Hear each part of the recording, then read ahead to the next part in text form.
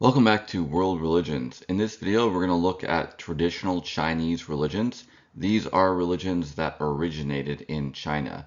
We're going to look at Chinese folk religion, Confucianism, and Daoism. Chinese Buddhism is also a very important part of traditional Chinese religion. That's covered briefly in our Buddhism video in this series. This video will mainly focus on those religions that originated in China, unlike Buddhism, which originated in India. We're going to start with a general introduction to China and Chinese religion before we go on to discuss some of the specific traditions in more detail.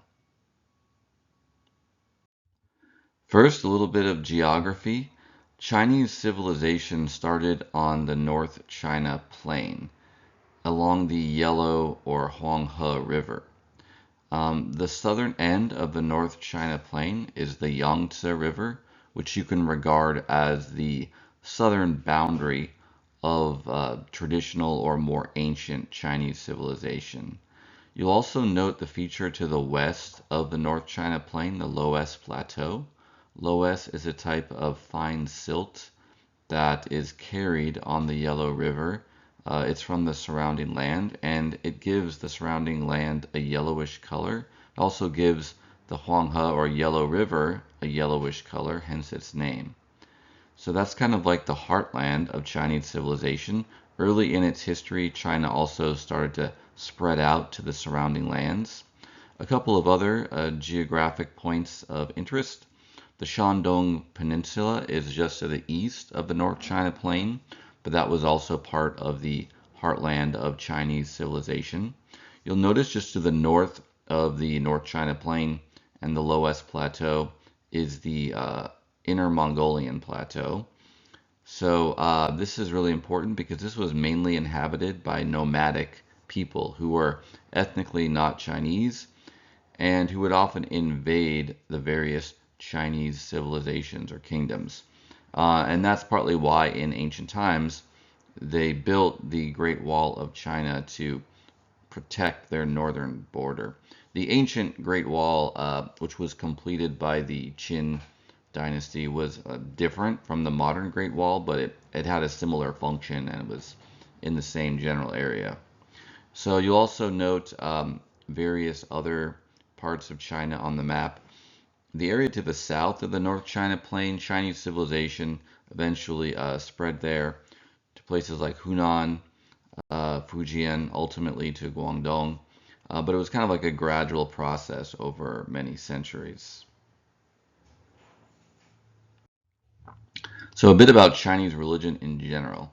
Chinese folk religion is basically a modern term used mainly by scholars. There's no real word for the religion in China. It's often labeled as Taoist to distinguish it from Buddhism.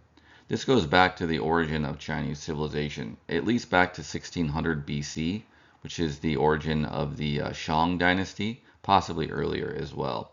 It's not an organized religion. It's like most other folk or customary religions. It's just transmitted down from generation to generation, but it doesn't necessarily have a specific ideology, set of doctrines or dogmas, or rules concerning ritual and practice. There's local variation. It's like a lot of other ancient religions in that regard, like, for example, ancient Greek religion, things like that.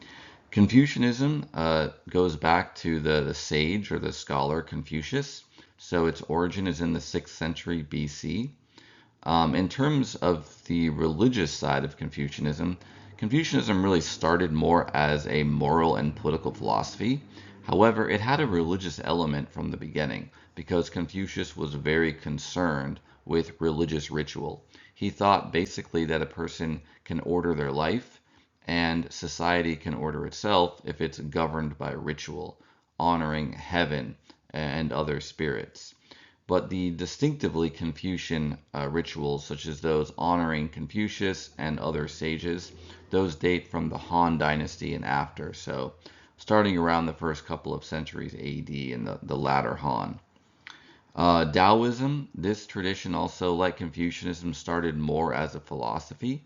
So it started in around the 4th century BC, maybe a little earlier. even though tradition says that Daoism started before Confucianism, because the sage Lao Tzu, who is its legendary founder, was an older contemporary of Confucius. A lot of modern scholars think that it actually started as a philosophical reaction against Confucianism a century or so, a century or more after the time of Confucius. But these philosophical themes of Taoism coalesced with elements of Chinese folk religion and other beliefs and practices. And you got Taoist religious organizations from the latter Han Dynasty and after as well. So again, around the first couple centuries AD and after. So even though there are these distinct Chinese religious traditions, they do have some general characteristics. They're polytheistic, not monotheistic. They worship many gods and spirits, although traditional Chinese generally believe in a supreme king or emperor of heaven, who may just be called Tian, which means heaven or sky. Can also be called the heavenly emperor. There's other titles that they use as well, like the Jade Emperor. It tends to be syncretic, so these forms of Chinese religion often get combined with each other and with other religions too, like Buddhism. Scholars would also classify it as a diffuse religion because it lacks very clear boundaries from the rest of life and culture. That's one of the reasons. For example, a lot of modern Chinese, even if they don't really regard themselves as particularly religious or devout, they may go to a temple on the day of a festival to pray to the god for luck. The picture on the slide of is a statue of Ma Tzu, who's the sea goddess from Chinese folk religion. There's this general issue with Confucianism and Taoism, or whether they're philosophies or they're religions. In truth, they're both. They certainly started as philosophies. If you look at the earlier texts, they give moral and political or metaphysical teachings about the nature of reality. They give wisdom for how to live a good life, things like that. They don't really give that many detailed stories of gods or spirits or of how to conduct rituals, offering sacrifice to them, or a lot of the other things we would generally associate with religion more. As mentioned, though, Confucius's philosophy had a very important place for religious ritual or li. He thought that people had to honor the spirits in order to become good people. Taoist philosophy as well included a lot of themes and concepts, including yin and yang, which don't originate with Taoism, but yin and yang, you've probably heard of them. They're the basis of a lot of Chinese thought. Yin means basically something that's dark or shadowy. Yang is something that's bright or light, but they're regarded as two elemental forces. Yin is more associated with earth, yang with heaven, things like that. But Taoism early on included a lot of philosophy related to the interaction of yin and yang, how they operate in nature, etc. Taoist texts also included stories of immortal beings or Xian, and those basically get worshipped as gods in later religious Taoism. Qi means energy, literally it means breath or steam, but it can mean mental and physical energy that circulates throughout a human's body and nature. And they're just like references to Qi in early Taoist philosophy, like the Tao Te Ching. But these really get developed later on and eventually become core concepts to religious Taoism, but also just Chinese religions generally. And if you look at the more religious side of Confucianism, they developed rituals to worship Confucius and other sages or very wise beings. So similar to how they would worship gods and spirits, there's a kind of cult or pattern of worship for Confucius and other Confucian sages in Chinese culture. And there would even be Confucian temples. These are both schools. They're mainly actually dedicated to learning, but they also have altars to worship the Confucian deities.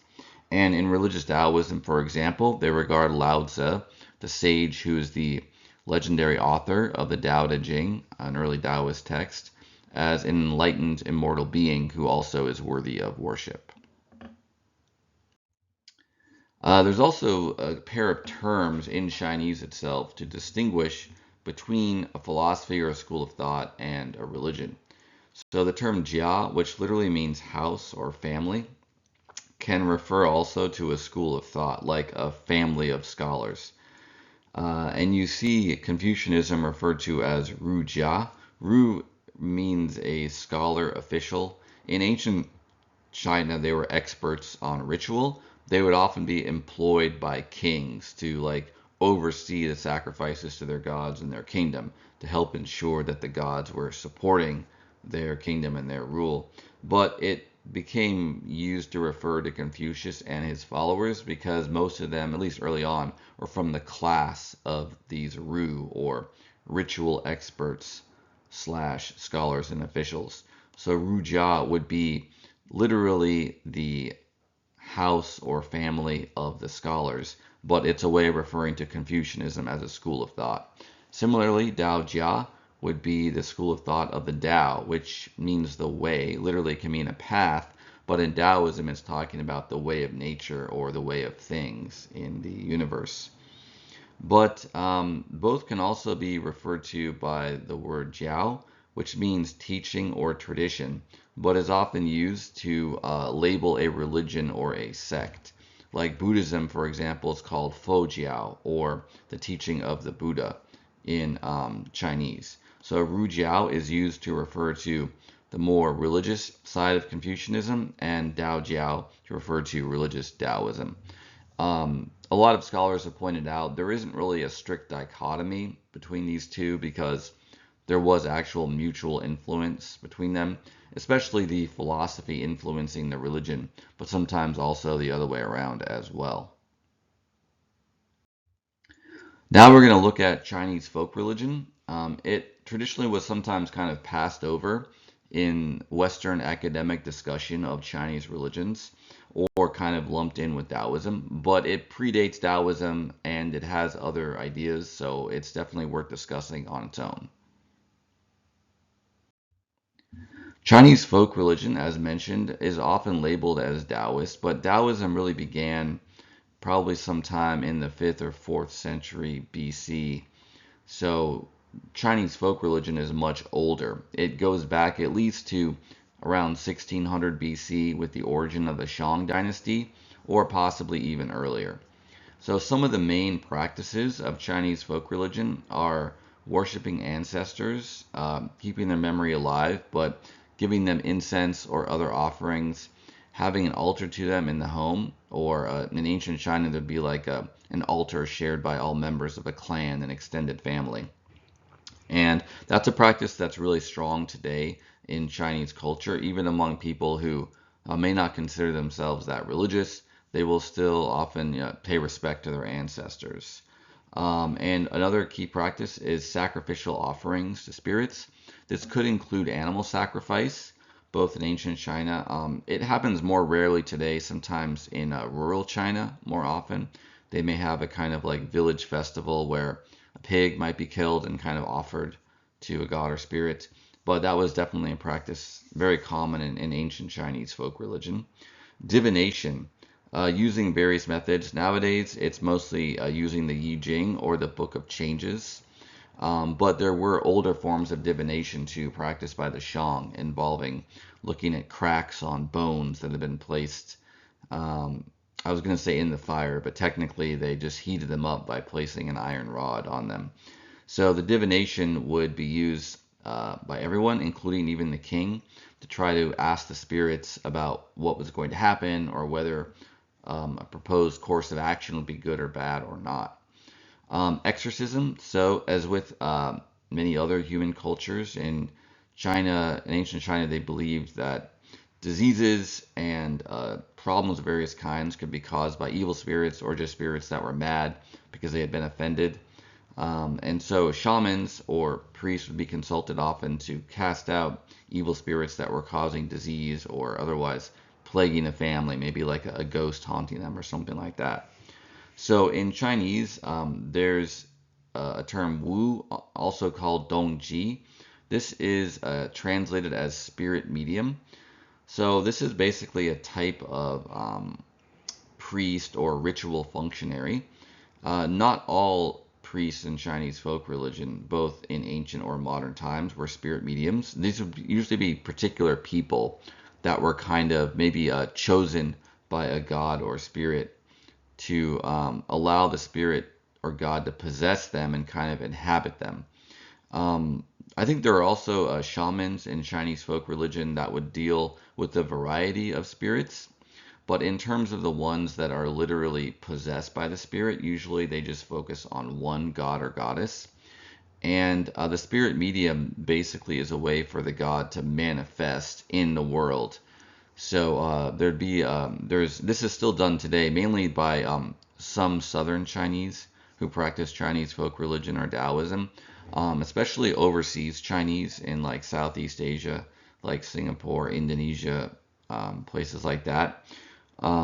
You can see videos of this on YouTube, but the person will go into a kind of trance, often during music being played, often in a rhythmic way. And during the trance, they get possessed by the god or goddess. That's kind of like their patron deity. And they will be dressed as the god or goddess. They will take on its form and mannerisms. They will behave differently. But people can ask them questions or make kind of like religious contracts with them. So we do have evidence that this type of practice goes back very early on in Chinese history. So you can say it's a part of Chinese folk religion. There were also other types of priests who just like offered sacrifices and things like that. The picture on the slide is of the Sanxing. Literally, that means the three stars. These are the gods of Jupiter, Ursa Major, and Canopus.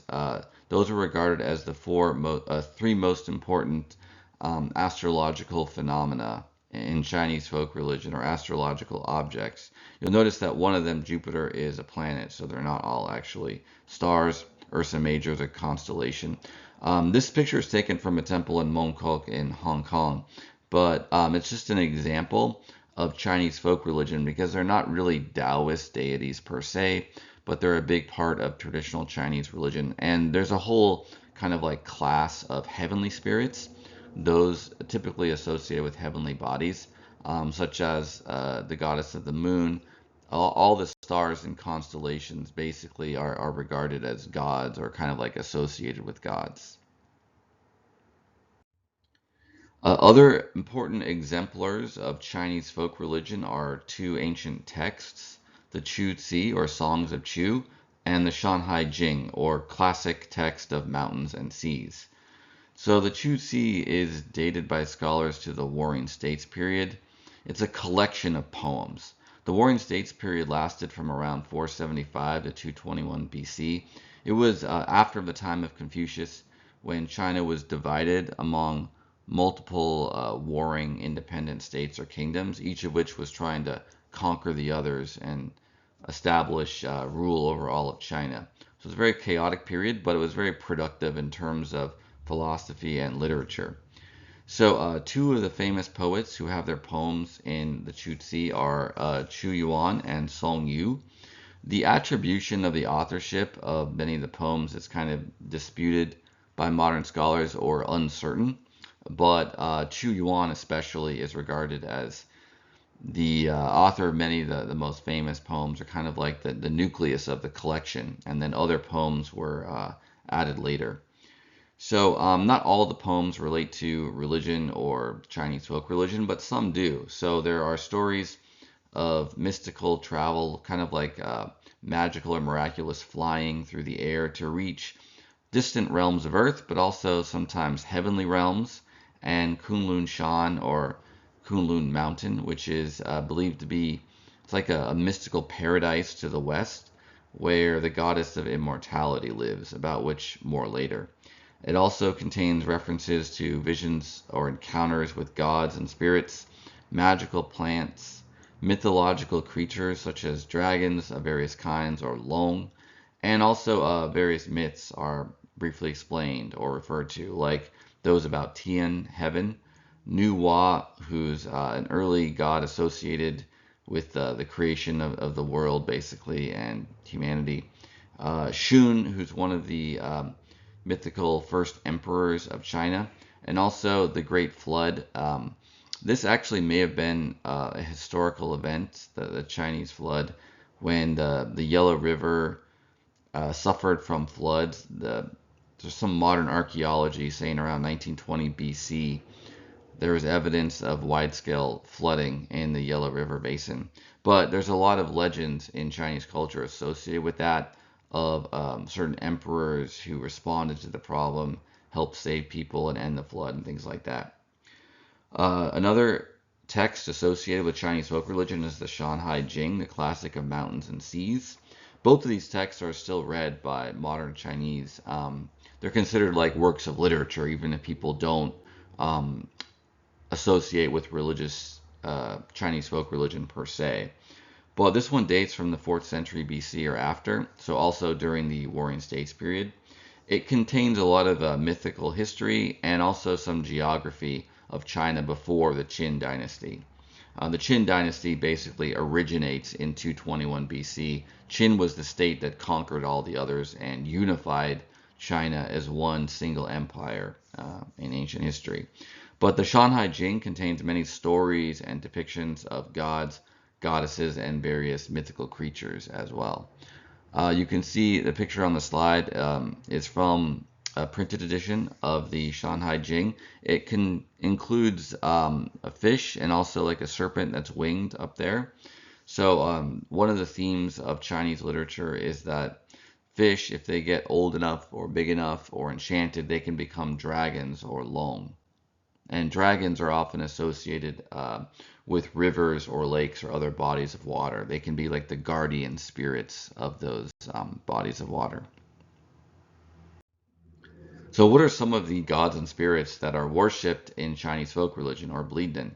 First of all, the term shun is the Chinese word for spirit or god. It can also be used just for something sacred, but usually it's used to refer to a spirit or a god. There isn't really always a distinction precisely between spirits and gods, but some of the shun are more powerful, more widely worshipped. Those would probably be called gods. Others, especially if they have a more local application, like it's a spirit of a particular forest grove or field or hill, those might be regarded as lesser beings in power, but they're still all called shun. So I mentioned the heavenly spirits. Those include various stars, planets, and constellations. They have basically gods associated with them, like the aforementioned Sanqing. Another example is Chang'e, the goddess of the moon. Um, the division between heavenly and earthly is related as well to the concept of yang versus yin. The precise theory and metaphysics or philosophy of being of yang and yin get worked out starting mainly in the Zhou dynasty, but especially in the Warring States period and after. But the concepts may be more ancient. In any event, Chinese folk religion, it predates the kind of philosophy of yang and yin probably, but it's still convenient to divide the spirits between heavenly or yang and earthly or yin. And that division probably does go back to antiquity. So the spirits more associated with earth can themselves be subdivided into two main categories. So those associated with the land and those associated with various types of water or weather. So the land spirits include gods of mountains, various earth gods, and gods of cities. So for example, Gong, that can be used to refer to just a god of a local patch of earth, like a field or region, but it can also be used to refer to the supreme god of all the earth. There's also various deities associated with rivers, lakes, the seas, and weather. As mentioned before, the spirits of rivers, lakes, and seas are often dragons or long. Ancestor spirits are a big part of Chinese folk religion. So these can include primarily the ancestors of the clan or the extended family. In ancient China, it would be common to worship your clan ancestors as well as those of your, particular family or lineage within the clan. Nowadays, it's more common just to worship your more immediate family's ancestors. But there are also what you could call cultural ancestors. These are humans that after their death became promoted to the rank of gods. For example, Guandi, the god of war, was originally a human general, And Matsu, the goddess of the sea, was originally a female shaman.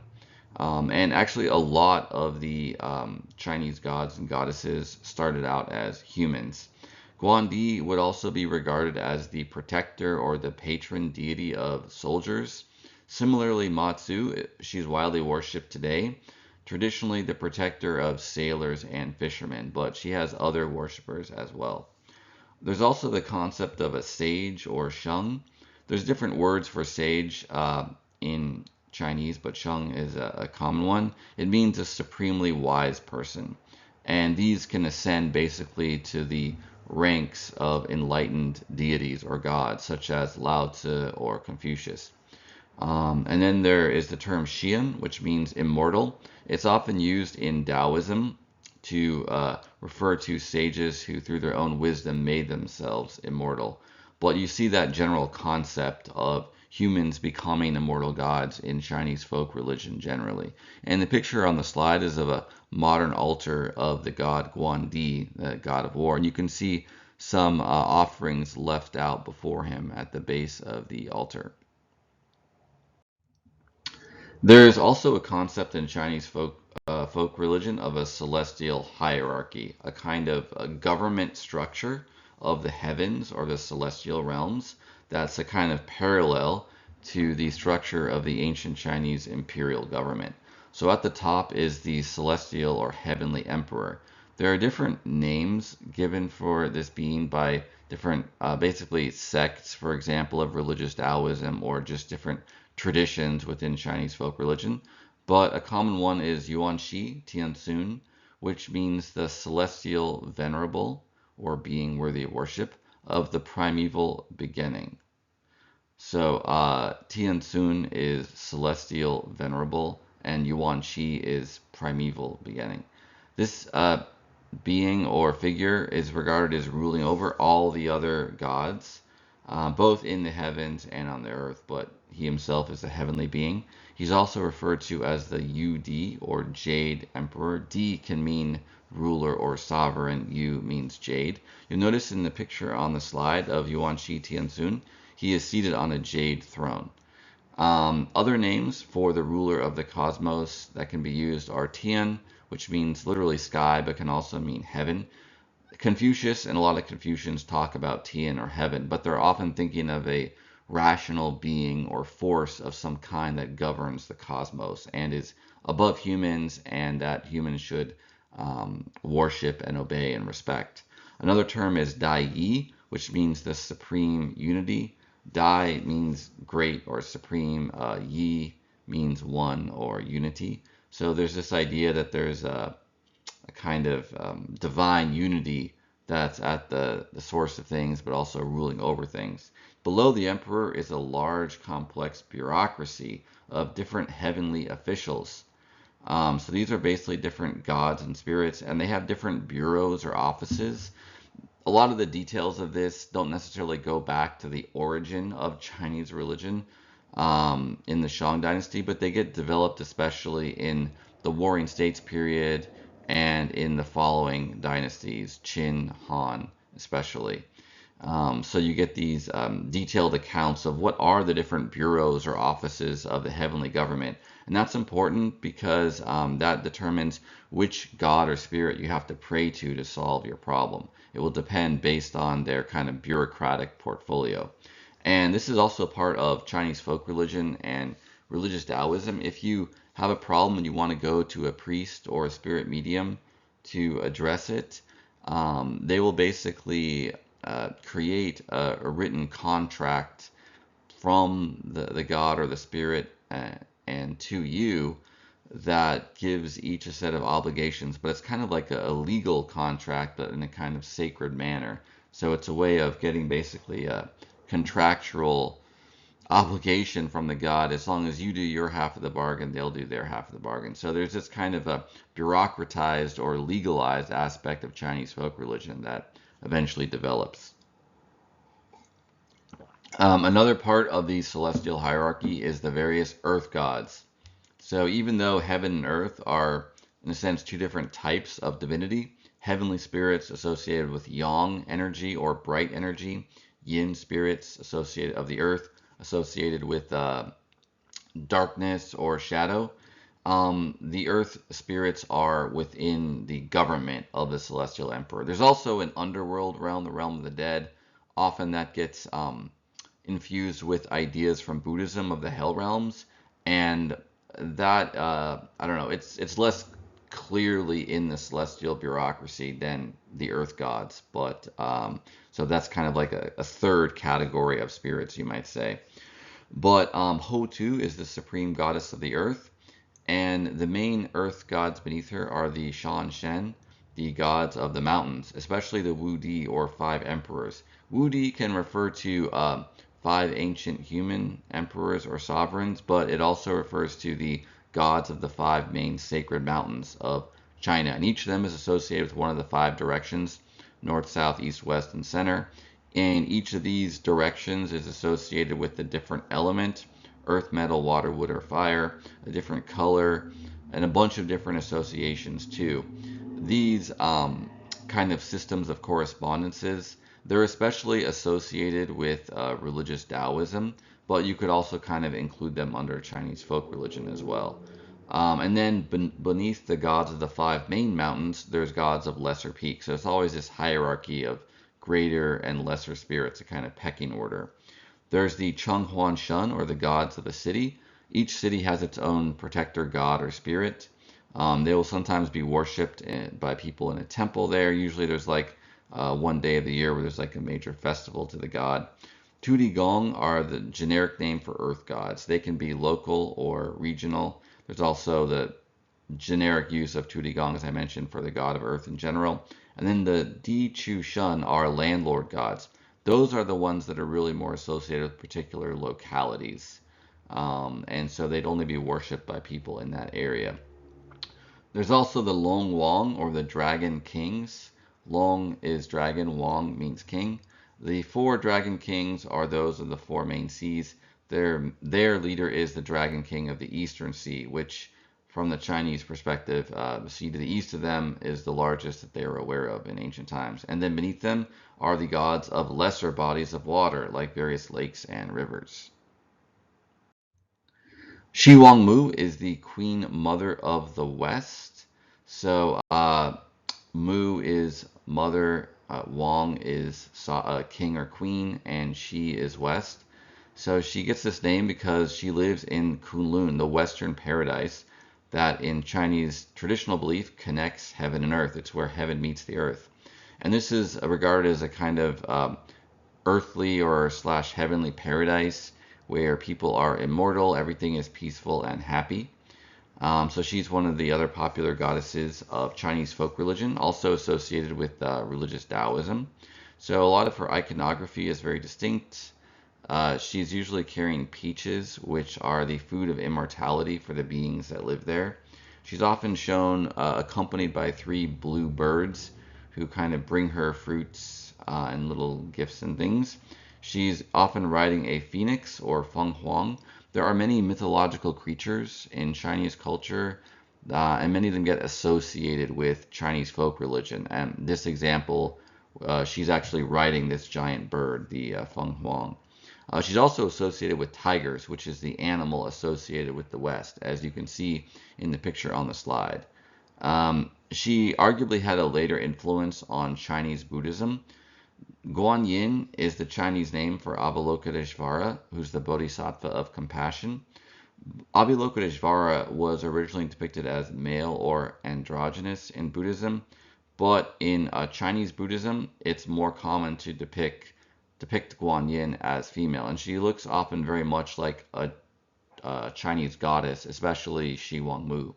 Also, the Buddhist doctrine of Pure Land, the Pure Land, this is a whole world that's actually created by the Buddha Amitabha, or Amitabha in Chinese, that you can pray to Amitabha and you can be reborn there in the next life. And it's not the same as nirvana or supreme enlightenment, which is the goal of Buddhism, but it is a place where you can learn the Dharma or the teaching of the Buddha directly from the mouth of the Buddha Amitabha, and thus gain nirvana more easily.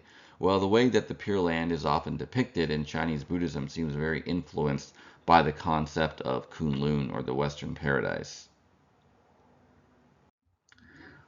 Chinese folk religion has multiple creation myths, but the sort of standard or common one starts with Wu Ji, or a kind of emptiness or formlessness. And eventually, the Wu Ji kind of develops into a cosmic egg from which you could say the rest of reality is hatched.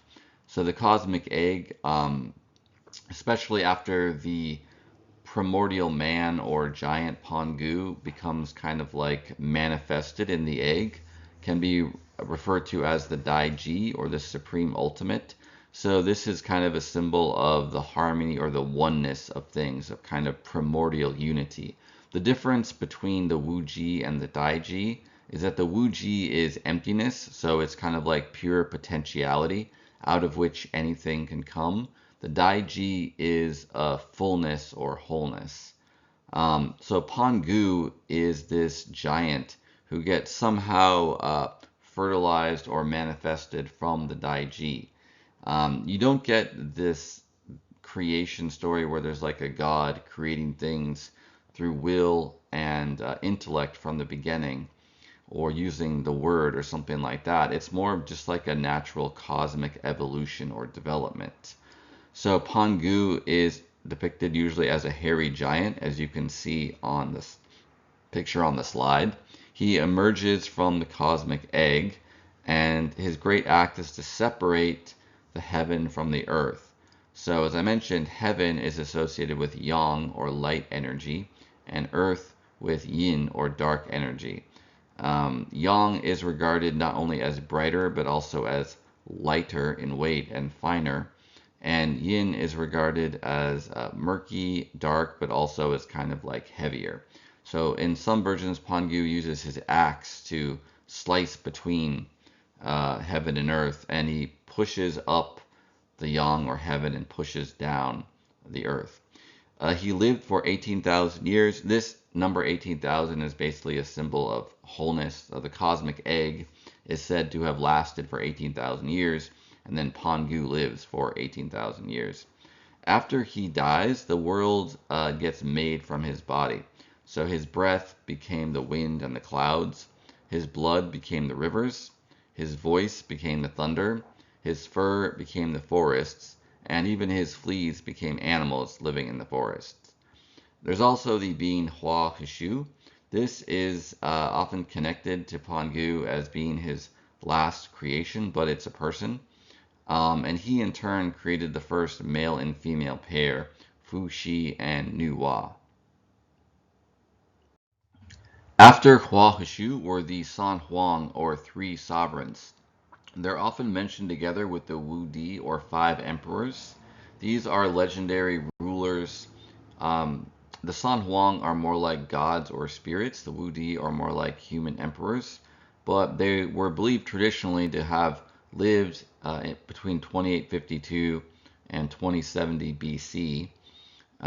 The San Huang are effectively gods or spirits. The Wu Di were often regarded by later Confucians as ideal sovereigns. So people that rulers or just people today might look up to as a guide for their behavior and practice. That also shows you, by the way, that Chinese folk religion is not separate from Daoism and Confucianism, but rather Daoism and Confucianism grow out of it. So Fu Shi and Nu Hua were the first of the three sovereigns. They lived on Kunlun Mountain, the Western Paradise, and Fu Shi and Nu Hua were brother and sister, but they were also husband and wife. They created humans not through sexual reproduction, but by giving life to clay statues that they had formed. Fu Shi in particular taught the people that they had created hunting, fishing, and trapping to make a living in the world. You'll notice a theme of, as time progresses, the gods or the sovereigns teach people more and more advanced ways of making a living and building up their culture and civilization.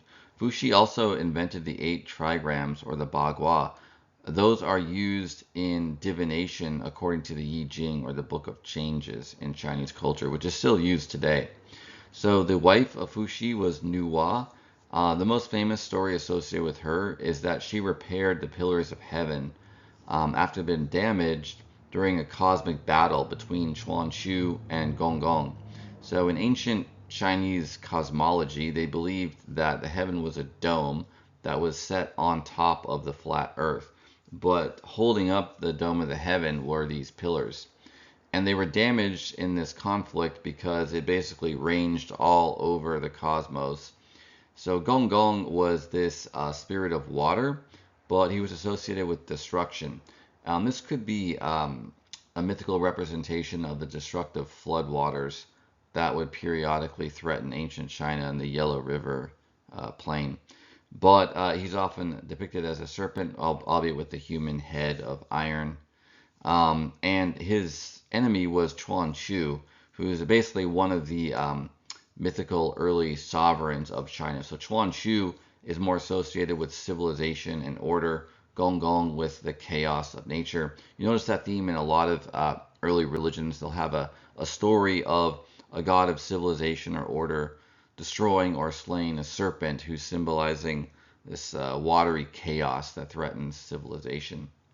The third of the three sovereigns was Shun Nong. Shun Nong just means spirit farmer. He's sometimes called the heavenly farmer. He was the one who invented agriculture, the cultivation of grains, and also the domestication of animals and the use of herbs as medicine, which he then taught to humans. The Wu Di, or the Five Emperors, were regarded by Confucius and his later followers as role models for humans. There's different lists of them, but they always include Huang Di, the Yellow Emperor, Yao, and Shun. Those are the three most often mentioned by Confucius as well. So Huang Di, or the Yellow Emperor, traditionally dated to 2711 to 2598 BC. He's regarded as the ancestor of the Chinese people, and he kind of invented government and civilization. So he created armies and laws and punishments and enforce the laws. He also is regarded as the inventor of alchemy, or Dan. Dan is especially important in religious Daoism, where historically there were people who used alchemical methods to try to create elixirs of immortality. Yao was the successor to the Yellow Emperor, so traditionally he's regarded as having lived from 2356 and 2255 BC. He invented the game Wei Qi, which is called Go in the West. He also sponsored astronomical observations, so he basically provided for astronomers to observe the heavens, which would be, this process is the traditional story for the origin of Chinese astrology. And Chinese astrology, with the planets, the constellations, this is a very important connection to Chinese folk religion, right? Because a lot of the gods and spirits are associated with those celestial phenomena. Yao appointed Shun as his successor rather than his own son Dan Chu. This is significant because the general pattern in Chinese history, just like most other cultures, is if you have a monarch, their son, usually their eldest son, is their successor. But Yao thought that his own son, Dan Chu, was not very morally good, and so he noticed that his minister or servant, Shun, was much more worthy of rule. This was an important story for Confucians. They regarded it as setting the precedent for meritocracy, i.e., that the person with the most virtue or knowledge or wisdom should be appointed as a ruler rather than just someone who inherits the throne.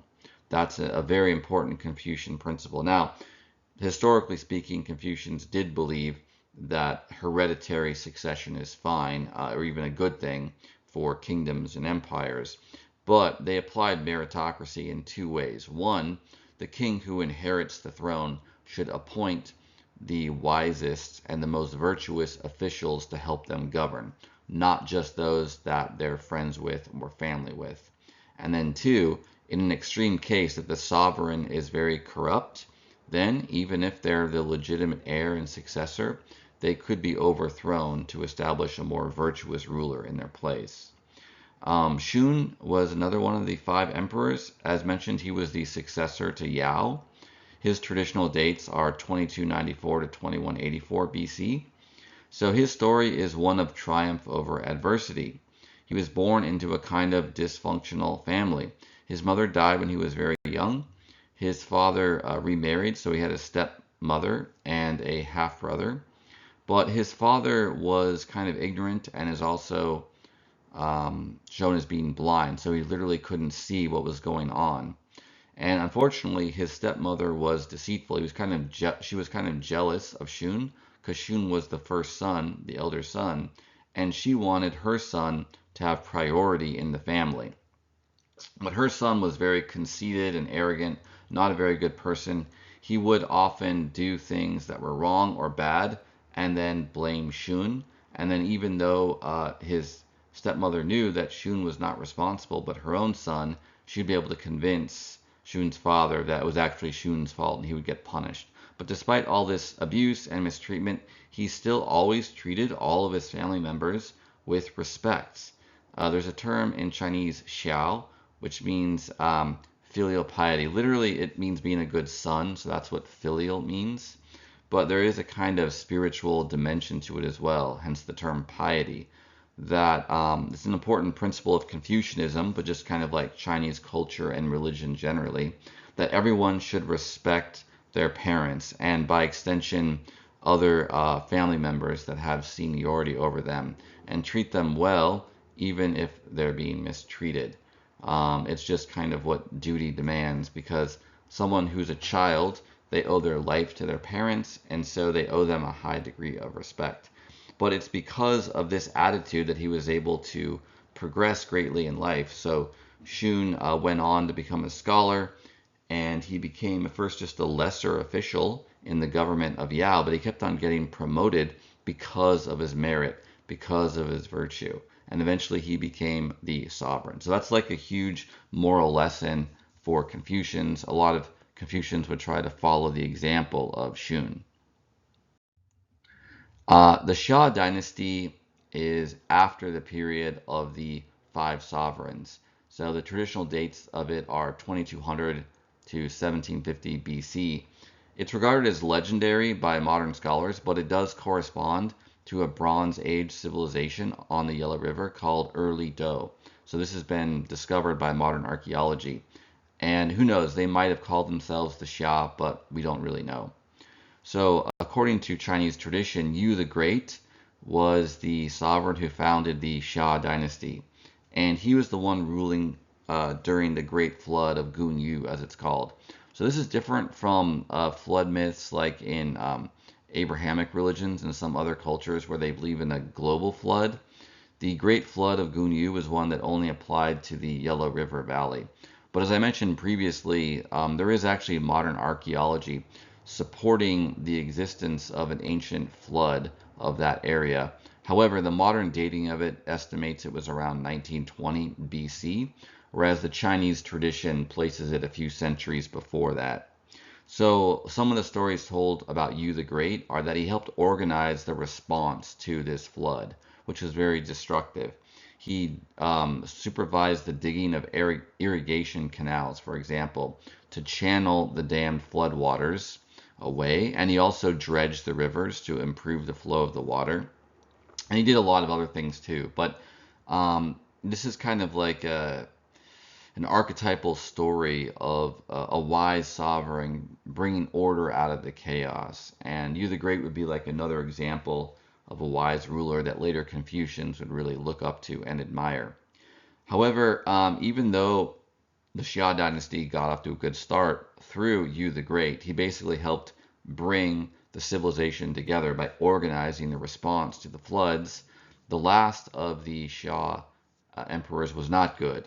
That was a tyrant named Jia. And according to the later Confucian accounts, he lost the mandate of heaven, or Tianming. Tian is heaven, Ming means command or order.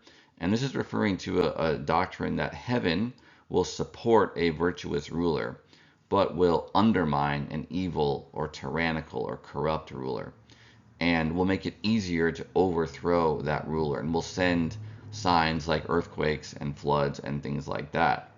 So, according to the Confucians, it's not usually permissible to rebel against a sovereign.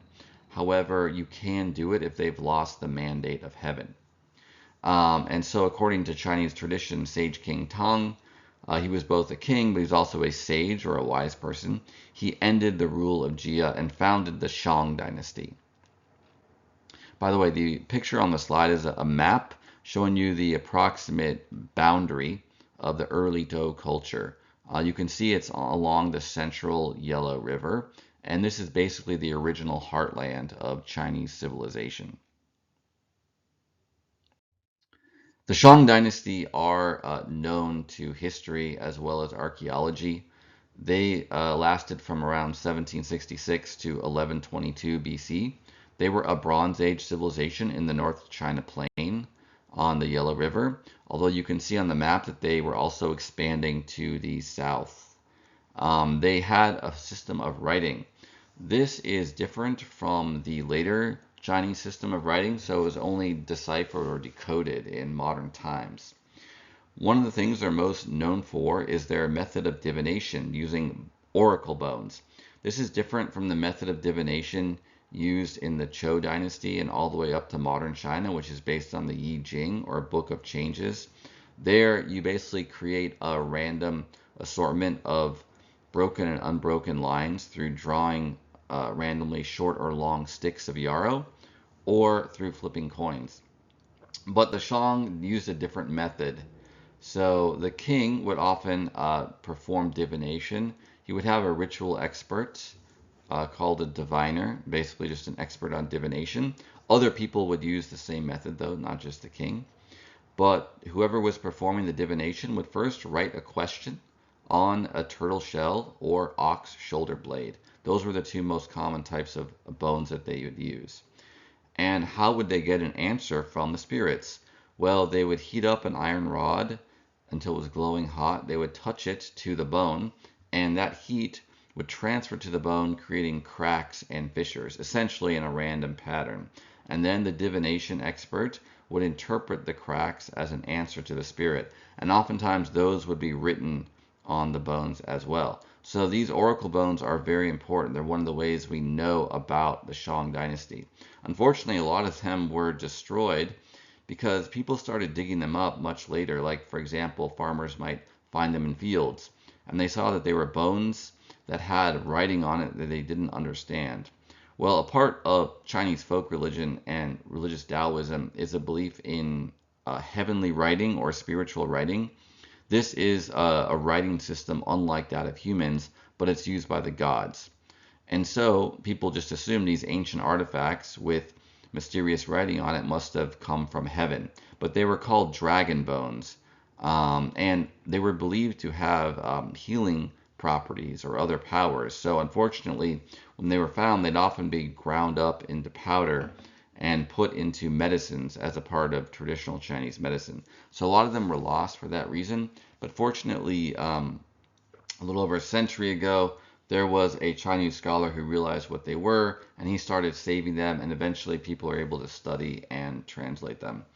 So the religion of the Shang was kind of like probably the basis for a lot of later Chinese religious practices, especially as they developed in the Zhou and Han dynasties. But they used these bronze ritual vessels for giving offerings to the gods. You can see one there on the right. These are some of the finest goods that were produced by the Shang, at least those that we know of through archaeology.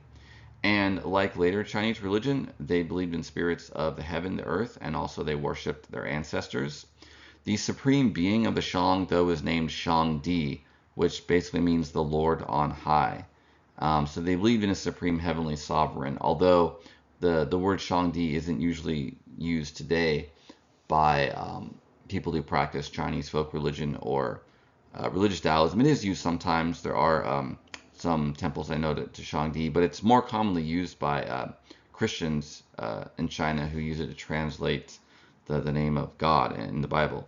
But the religion of the Shang regarded heaven as being concerned for the people and for the kingdom. So heaven wasn't just a place or kind of like neutral or aloof spirit. It was a being that had a kind of moral dimension, a concern for the people, the welfare of the kingdom. And so it would intervene in human affairs to try to restore order and things like that. Now we're going to talk about the religion and philosophy of Confucianism. Confucianism has its origins in the Zhou dynasty. This was the dynasty that followed the Shang. This was a period of Chinese history where there was a single king ruling all over China, although the government of the Zhou was feudal in nature. So the nobles that were beneath the king also had a lot of independent power. The last ruler of the Shang dynasty that preceded the Zhou was named Di Xin, and according to the later Confucian accounts, he lost the mandate of heaven, or Tianming, because he was so vicious. He indulged in a lot of things like having a pool or lake of wine that was created in order for him to and his guests to kind of move around the lake of wine in boats, and they could just stick a cup into the lake and drink wine. And in the center of the lake was an island that had a forest in it. And the forest, though, all the branches of the trees had roasted savory meats attached to them. So as they were floating around in the lake of wine on their boats, they could just reach over and grab some yummy meat. He also tormented a scholar official who tried to correct him for his vice. So he was defeated eventually in the Battle of Muya by Jiang Ziya, who went on to found the Zhou dynasty. He became known as King Wu of Zhou after that. So the Zhou dynasty was the successor to the Shang. As mentioned, it was founded by Jiang Ziya, who adopted the title King Wu of Zhou. It was a common practice in Chinese history for a person to take a new name when they became king or sovereign. Wu means martial or warlike because he was the one who was able to raise the army to defeat Di Xin of Shang. But he had his father posthumously declared, or after the fact declared, the first and actual founder of the Zhou dynasty. And his kingly name is King Wan of Zhou. Wan means cultured or learned. He actually began the process of overthrowing the tyrant Di Xin, but it was completed by his son, King Wu of Zhou. When King Wu died, his own son, Cheng, was not old enough to assume the responsibilities of king. And so the brother of King Wu of Zhou, who's called the Duke of Zhou, he ruled as a kind of a regent of his nephew, Cheng.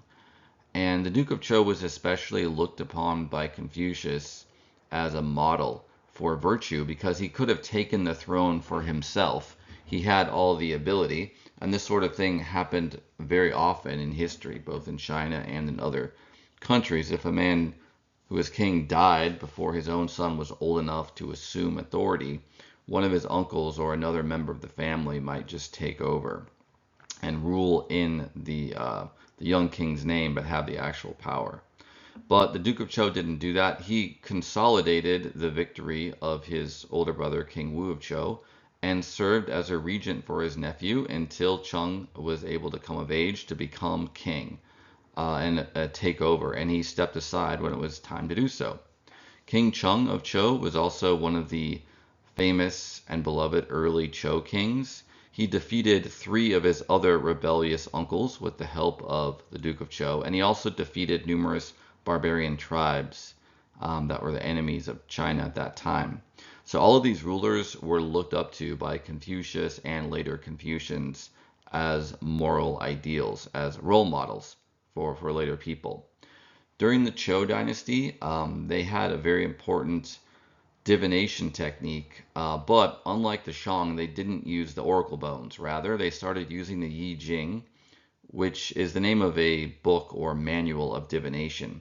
But it describes how to use yarrow stalks of different lengths, short or long, randomly draw them, and generate a trigram and then a hexagram, or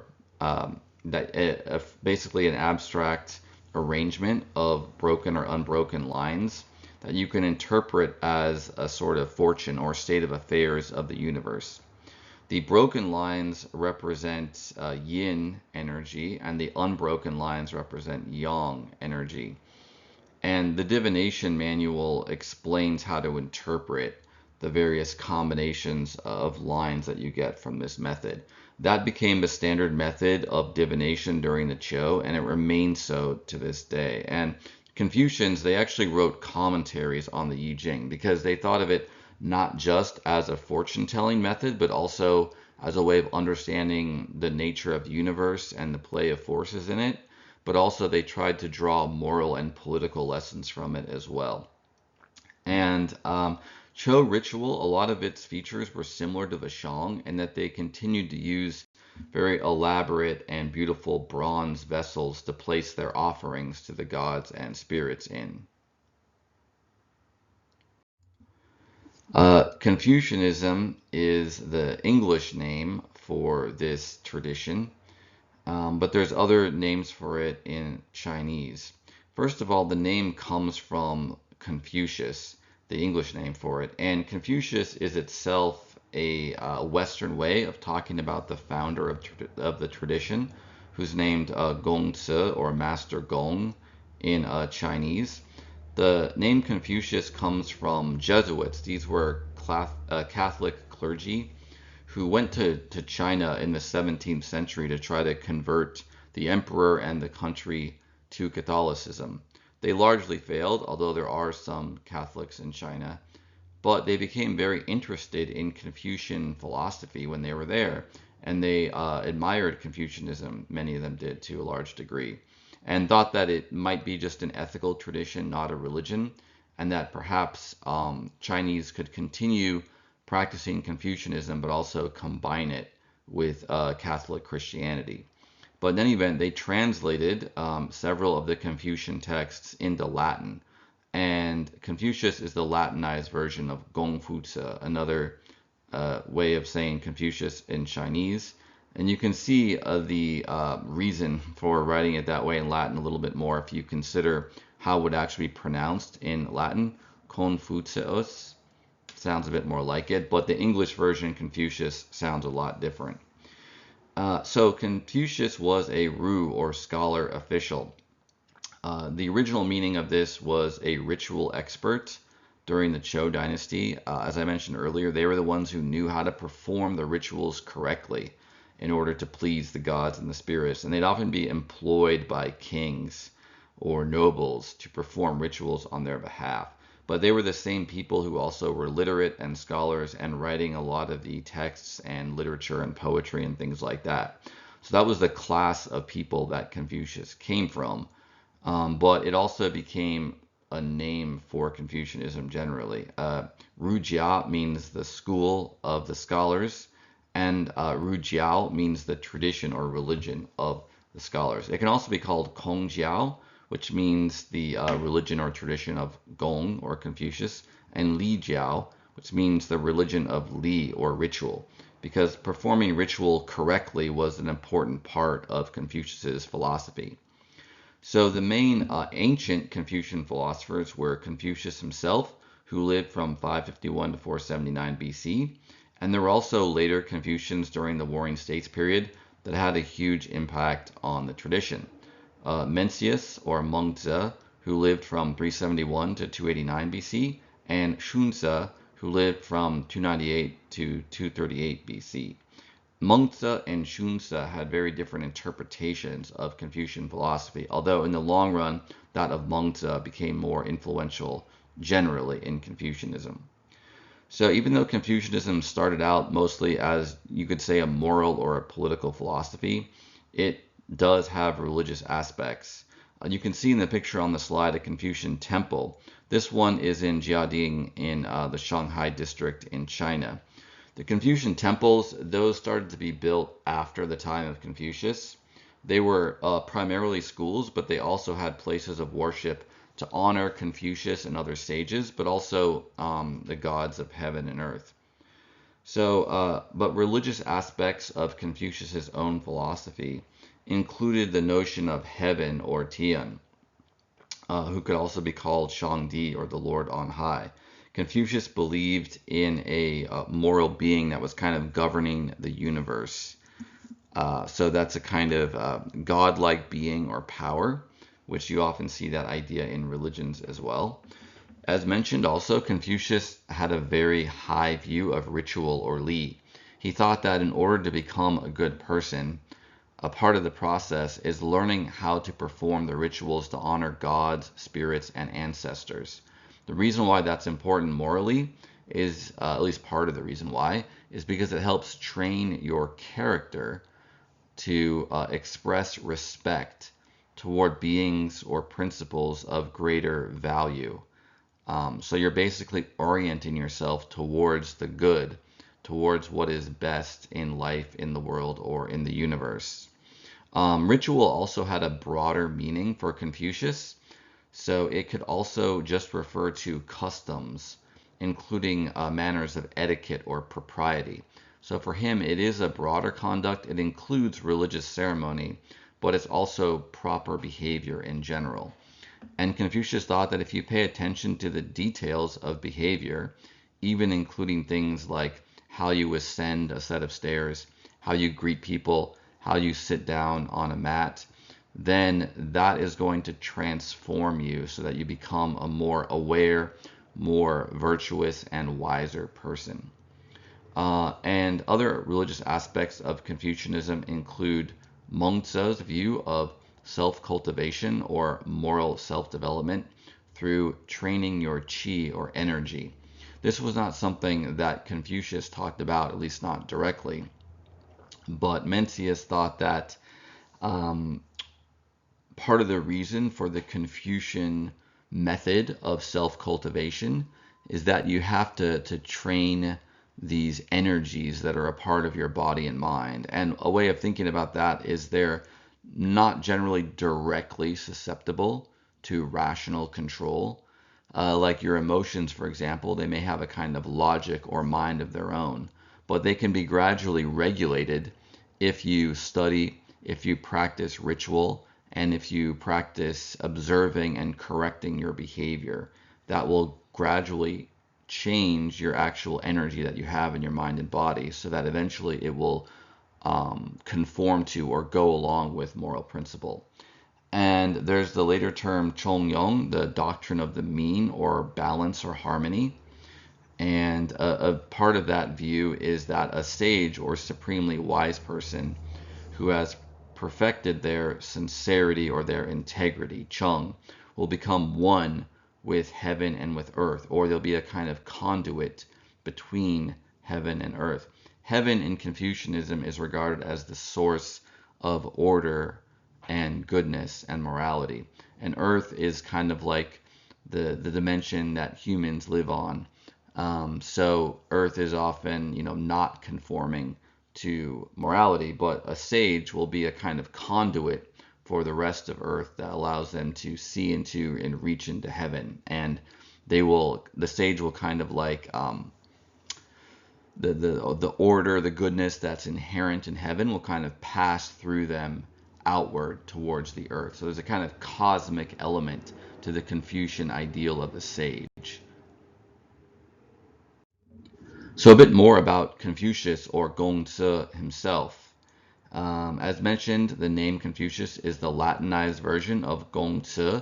Zi is a title that can mean master. It was probably originally used for Confucius because he was a teacher, but it's also used for other sages or wise people, like Lao Tzu, for example, the founder of Daoism. So Confucius, his writings are collected in the Analects or Lun Yu. He didn't write these down when he was alive, but his disciples who knew him when he was alive wrote them down after his death, and most of them record sayings of Confucius when he had interactions with other students of his, sometimes other people. He was mainly employed as a teacher. He wanted to work as a government official, but he actually failed in that ambition. However, he had a huge influence because he trained a large number of scholars, and they went on to train other scholars, and the ideas were passed down, and eventually they became adopted by the later Han Dynasty as their official ideology, and that's when they became kind of like, you could say, the dominant ideology for much of Chinese civilization up until the modern era. Even though Confucius was this great scholar, he founded this school of thought, he founded this religious tradition ultimately. He didn't regard himself as an innovator. He didn't think he was creating his own ideas. Rather, he regarded himself as transmitting the traditions and the teachings of the early Zhou dynasty, their rituals, their traditions.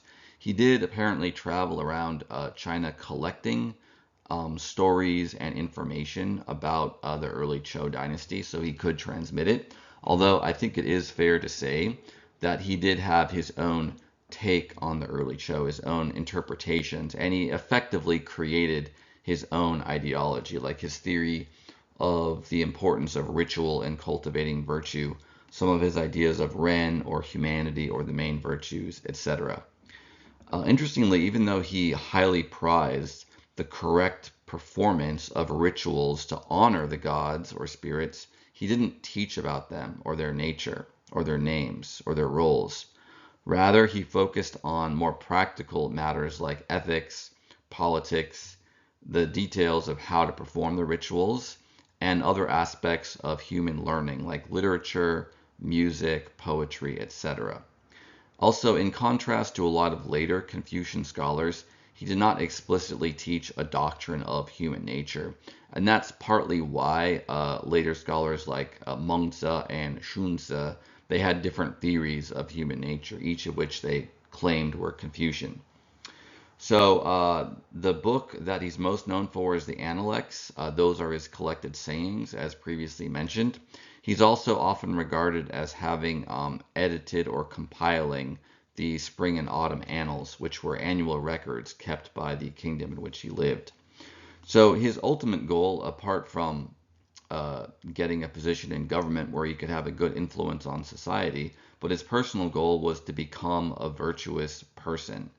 So there's a couple of terms that he used to refer to different levels of moral attainment. Junzi literally means son of a lord. In the Zhou dynasty, this meant a noble or someone of noble birth. But Confucius uses it not just to refer to people who are of noble birth. He uses it in a moral sense, similar to the English word gentleman, which could be someone of noble birth, but it's used more broadly to refer to a man who has a certain degree of virtue or propriety. So for Confucius, Junzi could be translated as a superior person or a superior man, or someone who's morally cultivated. So this is his more practical moral ideal. He thinks that anyone basically has the capacity to become a junzi if they get the right education and if they put effort into developing themselves through studying the classics of the Zhou dynasty, like their poetry, their music, their ritual, their literature, and also through having moral examples, whether someone like Confucius himself or just someone else who's wise and virtuous, and through having friends that are also interested in developing virtue. There's a lot of different dimensions to Confucius's theory of virtue. It's a pretty sophisticated moral theory. But the end goal ultimately is to become a sheng or sage. This would be a supremely wise or virtuous person. Confucius mainly looks up to ancient figures from his perspective that were before him as moral role models or exemplars, like the Duke of Zhou, like King Wu and King Wen of Zhou, etc., like the five emperors, like Yu the Great, for example, but Yao and Shun. But later Confucians regarded Confucius himself as having attained the status of Sheng, and they worship him as such. So, a bit more about Confucius's theory of virtue. The two main ways he recommends to become virtuous are learning, shui, and ritual, or li. So, shui includes primarily studying the five classics of the Chou. Those are five classic texts that date back, some of them to the earlier Chou dynasty. Some of them were written in the later Chou dynasty around the time of Confucius. By Confucius's time, the Chou dynasty had already fallen into decline. So there were still kings of Chou, but they no longer had power over the whole country. And a lot of the local lords and some other families had taken over, leading to a situation of political and ultimately moral disorder. That was one of the main driving forces of Confucius's philosophy, to try to provide a teaching that would restore the order to society. But he thought to do so, you need to look back to the early Chou dynasty, which is where he thought civilization was at its height. And if you studied the classics, even if you study like books about history or these historical documents or poems, he thought you could draw moral lessons from them.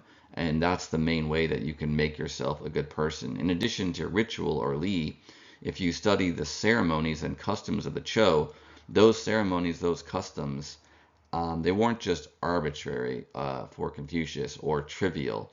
Rather, they're a way of living, a way of being in the world that creates moral order in yourself, in your family, and ultimately in all of society.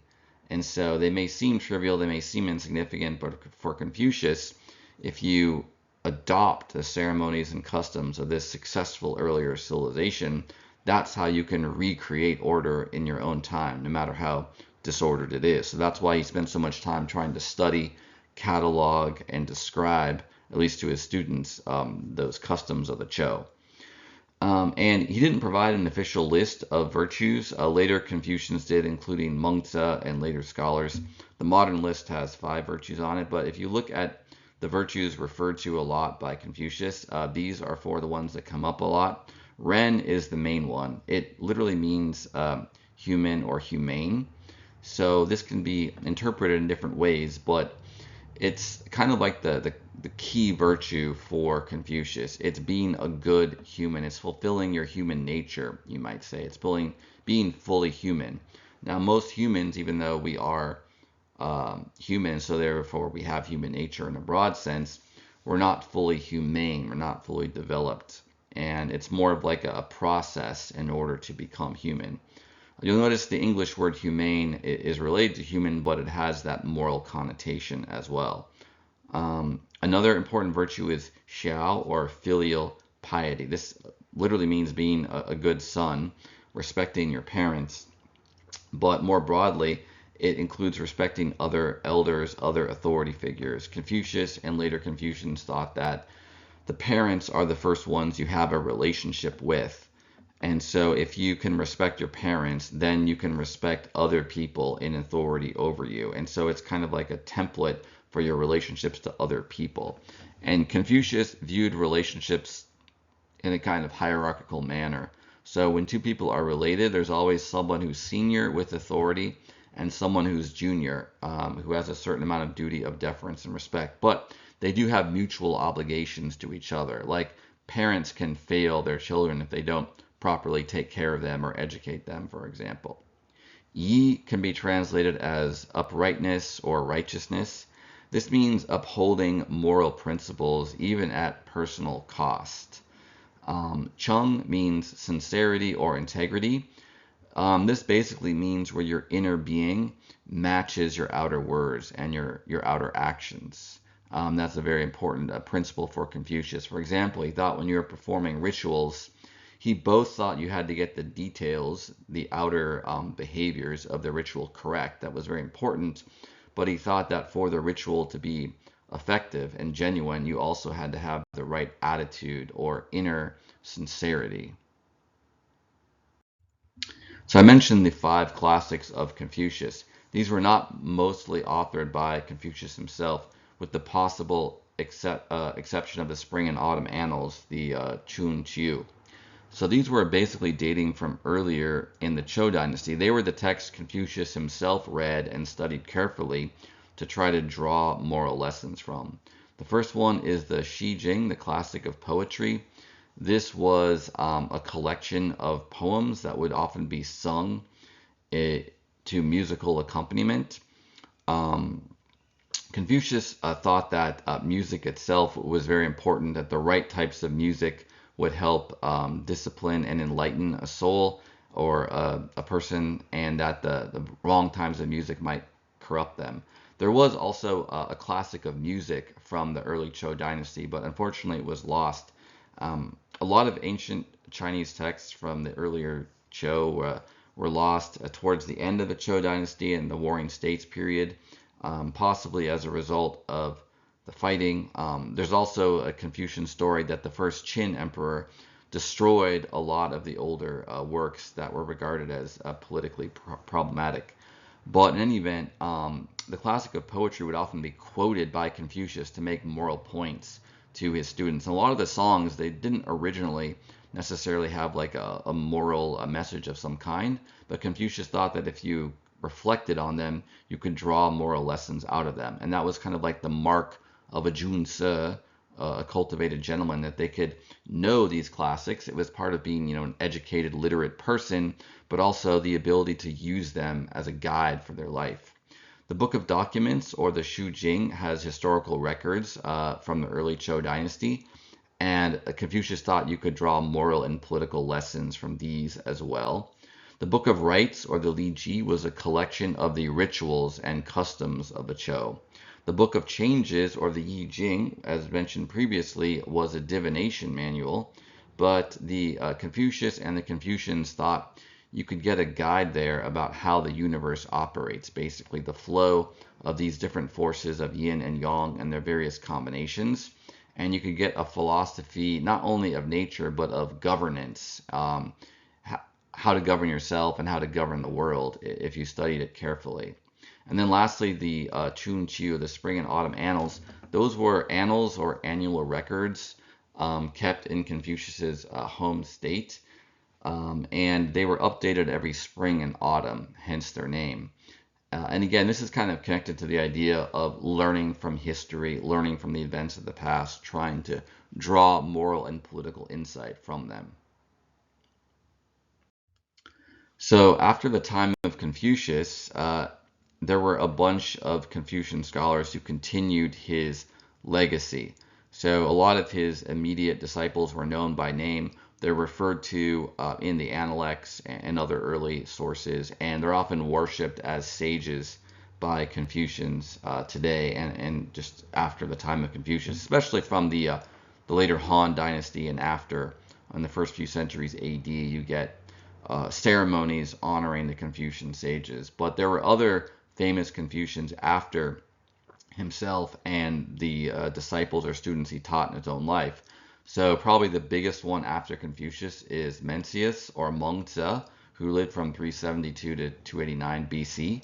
So he, unlike Confucius, taught a theory of human nature because he was living during the Warring States period, and there were a lot of rival schools of thought at the time: Confucian, Daoist, Moist. There were a bunch of different rival ideologies, legalist, and a lot of times they had different theories of human nature, which they used to drive their moral and political claims as well. Mengzi was optimistic about human nature. He thought that it tends towards goodness. He spoke of the sprouts or the seeds of virtue, which all humans have in them. And he identified four primary virtues: humanity or humaneness, Ren; uprightness, Yi; filial piety, Xiao; and also wisdom or Qi, which for Mengzi is mainly the ability to know right and wrong. And so he thought that people are born with the seeds or the sprouts of virtue, but they don't automatically ripen into full virtue. In fact, usually they don't. So it's like our nature wants, in a sense, to become virtuous, but in order for those sprouts to actually grow into fully developed virtue, they have to be nourished. And the metaphor with sprouts is very instructive because if you think about it, the sprout of a plant or a tree, like sprouts of grain or maybe like an acorn that has sprouted and started to grow into an oak tree, there's actually a high probability for any given sprout that it will not ripen into maturity. It won't become a stalk of grain with seeds of its own, or it won't become a fully grown oak with acorns of its own. There's all kinds of factors that can get in the way of it. Like with the plant analogy again, like maybe the sprout of grain doesn't get enough water, or maybe it gets too much water, or maybe it's taken by some animal eaten, or it's just trodden on by human and uprooted. So there's all kinds of things that can disrupt it, but it still makes sense to say that the goal of the sprout and its inherent tendency, if it's allowed to be, will to become mature and to ripen and to bear fruit. And that's kind of like Mengce's view of human nature. So Mengce also thought there was a kind of connection between human nature and heaven or Tian. Like Confucius, he regarded Tian as the source of morality. It's the kind of guiding star we can use to direct ourselves. In fact, Confucius used the North Star as a kind of metaphor for moral guidance. Specifically, he was talking about the North Star as a symbol of an emperor, a supremely wise emperor or sage king, who just stays in one position, but the rest of society revolves around them. That's because the North Star is a star that's approximately above the northern pole of the Earth, so that's the axis around which the Earth rotates. So it appears to be in a fixed position night after night, unlike the other stars, which appear to revolve around the Earth. But you could also use that idea of the guiding star or the North Star to talk about heaven itself, because it's the fixed principle that humans need to follow to regulate themselves. So Mengce taught that heaven gave human nature those sprouts of virtue, but it's up to humans to nourish and cultivate those sprouts in order to become sages. It takes our effort, our study, our devotion, etc.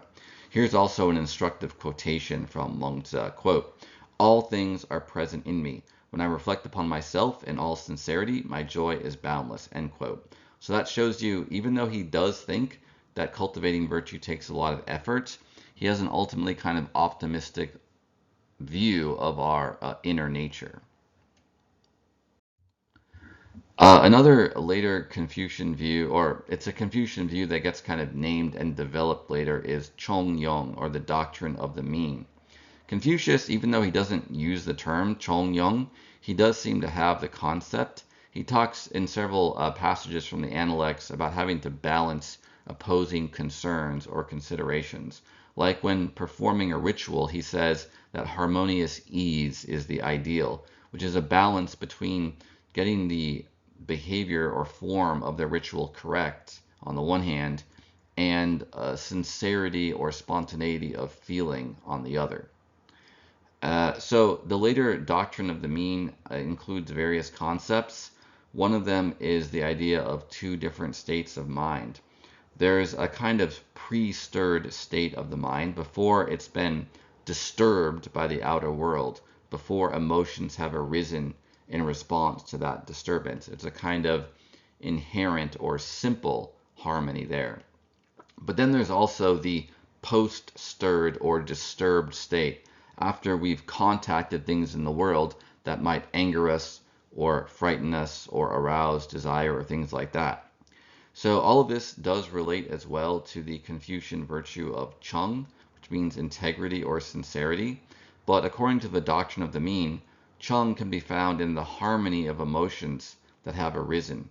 So it's not a state without emotion. The Confucians aren't trying to like eliminate these emotions and becoming kind of like purely clear consciousness that has no kind of emotional texture to it. But a sage or wise person will get the emotions in the proper balance. And they say it resembles the equilibrium and harmony of the pre-stirred state of the mind. So the term Chong can be translated as mean, middle point, balance, or harmony. And it's in the classic of the doctrine of the mean. This is one of the later Confucian books that becomes later still part of the four books collection that's used to educate people in Confucianism. There's a quotation that expresses this ideal. Quote, if they can assist in the transformation and nourishing process of heaven and earth, they can thus form a trinity with heaven and earth, unquote. You see this idea of a trinity of heaven, humanity, and earth both in Confucianism and in Daoism. But the basic idea, as kind of like mentioned previously, is that a sage or wise person, in this case, someone who has realized their harmony, their chong, through this balancing act of emotions and other factors, they can actually serve a cosmic role. They can help out the relation between heaven and earth. And that's kind of like a linking thing where they link the order and the goodness of heaven. They are a conduit to that goodness onto the earth. The picture on the slide is of a modern ritual to honor the birthday of Confucius in China. In the People's Republic of China, the government is communist, and so they're basically opposed to religion in terms of their ideology. Especially under the founder of the People's Republic of China, Mao Zedong, there was a lot of hostility to Confucius and Confucianism. Mao thought that Confucius was basically the author of a lot of all the things he hated of Chinese culture and society, and so he tried to uproot and eliminate Confucianism. But that attitude has changed a lot in China, and in the last several decades, there have even been government-sponsored Confucian rituals because they often nowadays see Confucianism as a kind of like emblem of Chinese culture and a way that can bind people together, even though it can also be interpreted as a secular ideology. Xunzi was another example of a later Confucian scholar. He lived from around 310 to maybe after 238 BC. His dates are a little bit uncertain in terms of birth and exact death, but he did flourish in the early to mid 3rd century BC. So he's often called a rationalist because he appears to be skeptical or agnostic about whether gods and spirits exist. And he emphasizes the more practical side of Confucianism. He was also an influence on the Fajia or legalist school of Chinese philosophy, which was even more pragmatic and was basically anti-Confucian because they denied the notion of a moral order of the cosmos or of a moral principle that the king had to submit to. The legalists thought that the king, the human being who was ruler, was the source of all law and moral principles, and so they were basically bound to nothing. They had other ideas as well, but some of Xunzi's ideas about ritual and the gods is that even though he was skeptical about whether gods existed, he thought that ritual was necessary to train people to virtue. So it's like we have a reason, a practical reason to act as if the gods were real, even if we're not sure they are. And he also thought that people must believe in the gods in order for them to become virtuous. So ritual has a personal and a social benefit. Socially, it creates social order, and it's necessary for it to be there. His view of human nature was kind of the opposite of that of Mengzi. He was more of a pessimist. He thought that human nature tends towards evil or selfishness. And so what we're doing when we're learning ritual and studying the classics is we're learning to go against our nature to make it conform to virtue. And he speaks of heaven or Tian like other Confucians, but he appears to interpret it as natural law or just the regularity of the cosmos, rather than as a sovereign divine being like Confucius or as a source of morality like Mengzi. Much later still, after Confucianism had been adopted by the Han and later dynasties as their official ideology, that happened in the first couple of centuries BC and continued forward. In the intervening period, especially in the first millennium AD, Buddhism and Daoism had come to prominence, such as during the Tang Dynasty. And they were often promoted as the official ideology or religion of the emperors, sometimes instead of or in place of Confucianism, even though they were also often combined together. So there were Confucian scholars in the Song and Ming dynasties who self-consciously tried to revive Confucianism and make it again once more the dominant ideology supported by the government and present in society. So this movement is called Neo-Confucianism by Western scholars, at least in English, and it's called Songming Rujia in Chinese, after the Song dynasty and the Ming dynasty.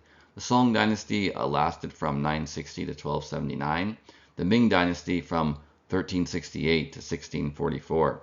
The period between them was the rule of the Yuan dynasty, which was founded by Mongols.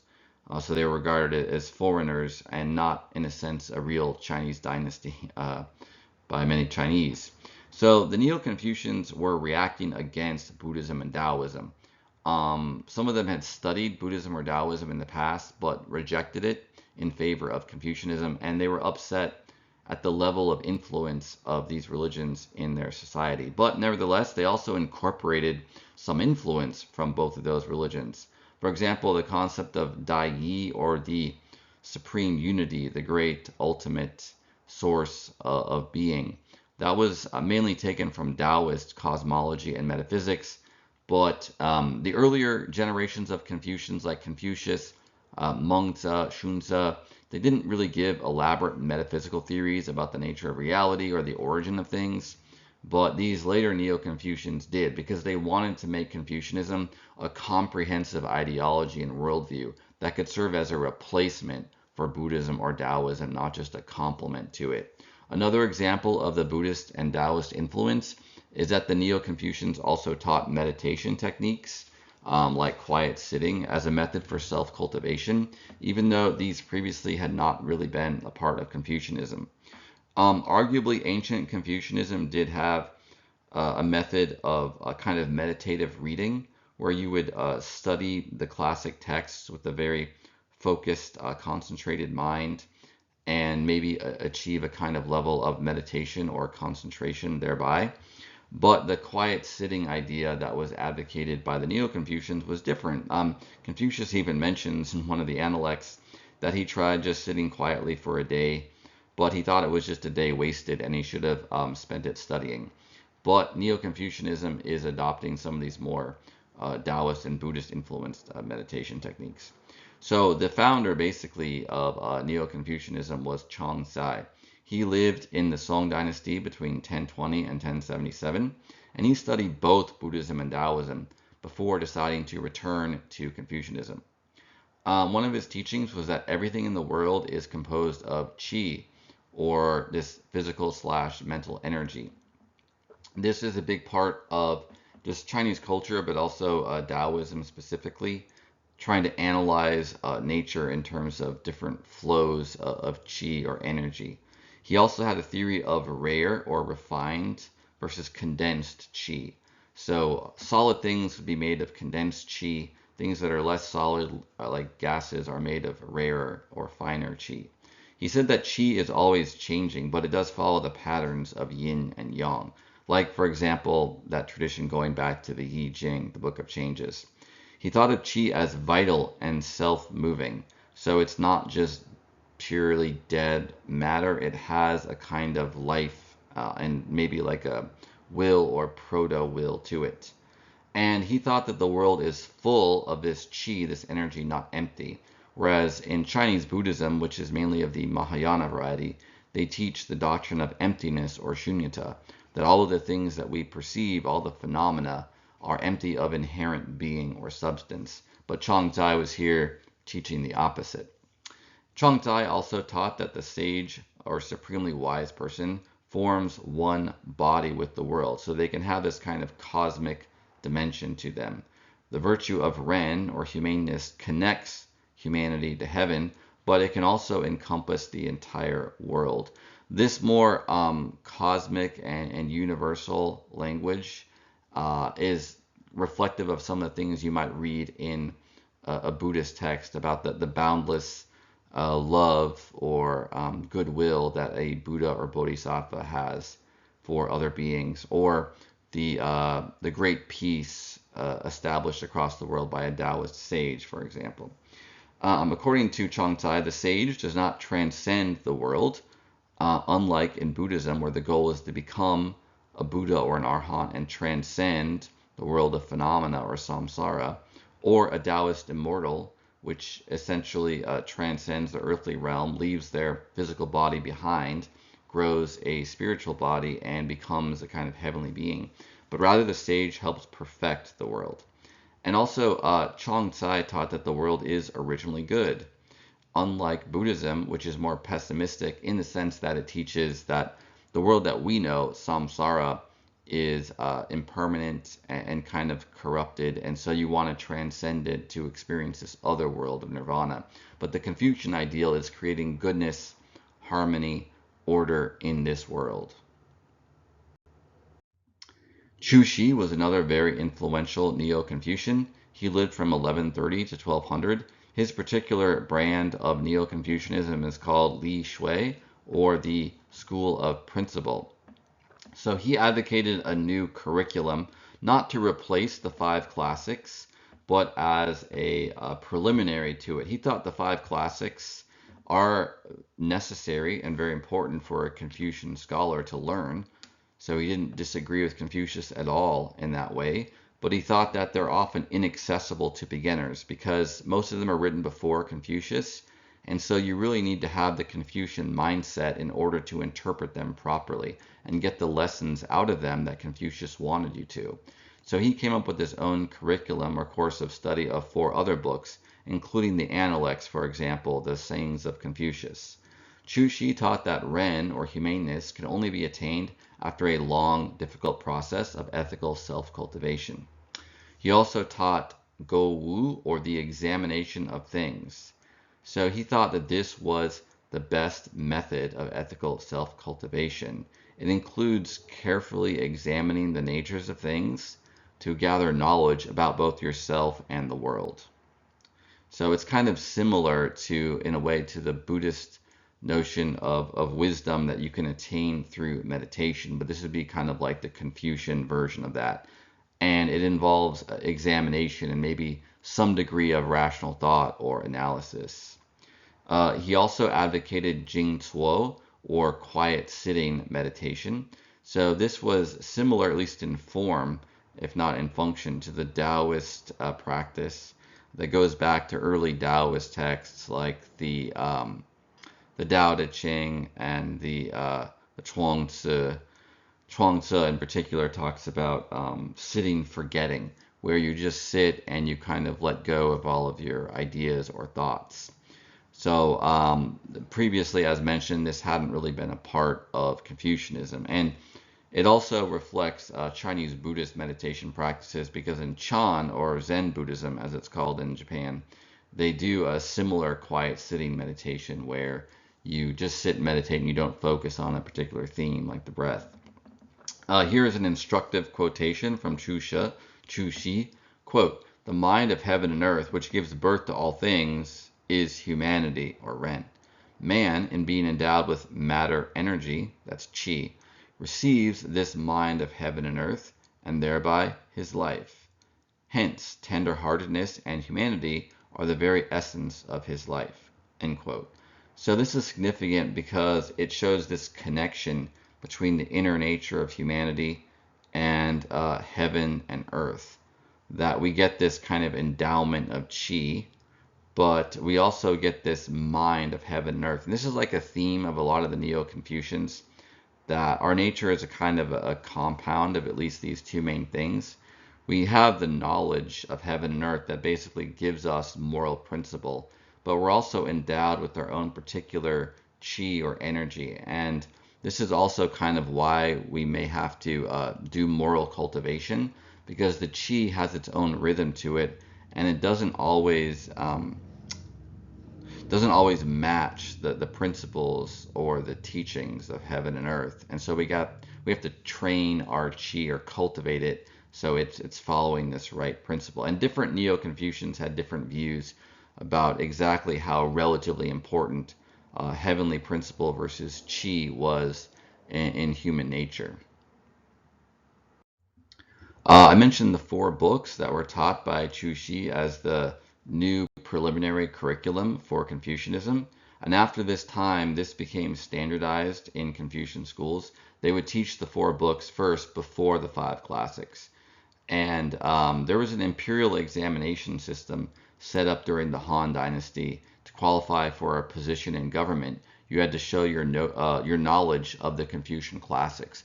And this was basically trying to fulfill the Confucian idea of meritocracy, that if you're going to hire someone to work as a government official, you want them to be knowledgeable and wise and virtuous. And one way of trying to test that was to see if they followed and knew the teachings of Confucius, so you would test them on that. The four books were later added to those imperial exams. But the first of the four books was called The Great Learning, or Da Shui. It was actually just a chapter from another longer work, but it gives a kind of summary and justification of the Confucian learning system. It's basically saying that the goal is to order the whole cosmos, but in order to do that, you have to first order human society, and in order to do that, you have to order the smaller scale, like your own village or community. But to do that, you have to order your family. But to do that, you first have to order yourself.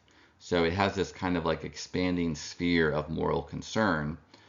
The idea is your ambition should be cosmic and political, but you have to start at the very small scale yourself, because if you're disordered or not virtuous, you're not going to be able to have a good influence on anything else. And then the question is, how do you order yourself and how do you gain virtue yourself? It's through learning, it's through studying the classics and applying those lessons to your life. And that's the justification for the whole Confucian system of education. The second of the four books is the Lun Yu, or the Analects, the ordered sayings of Confucius. That's the collection of all the sayings of Confucius. And why wasn't that part of the five books? Well, remember, the five books were recommended by Confucius himself as things you should study, but the Analects weren't collected until after the death of Confucius. So that's why it waited inclusion in the four books later. The third of the four books is the Mengzi, or the Book of Mencius. This is the main work authored by that later Confucian scholar, Mengzi. And the Neo-Confucians really adopted Mengzi's more optimistic view of human nature and rejected that of Xunzi. Although Xunzi did still have some later influence on Chinese philosophy, particularly when he was kind of studied alongside the legalist scholars, the Fa school, and some of their teachings were often combined with Confucianism. And then the fourth of the four books was the Chongyong, or Doctrine of the Mean. Like the Great Learning, that was also a smaller selection from a larger work, but it's talking about that idea of balance and creating a harmony of things in order to fulfill the role of a Confucian sage. Wang Yangming was another later Neo-Confucian from the Ming Dynasty. So his particular take on Neo-Confucianism is called Xin Shui, or the School of the Mind. Xin means heart or mind, and that's a very important term in Confucianism.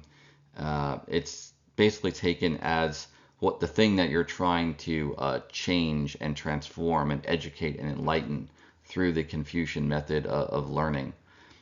So Wang Yangming is most known for his theory of human nature. He was even more optimistic than some of the other Neo-Confucians, because he taught that heavenly principle, or Li, that's the endowment we get from heaven, that takes precedence over learning, or Shui.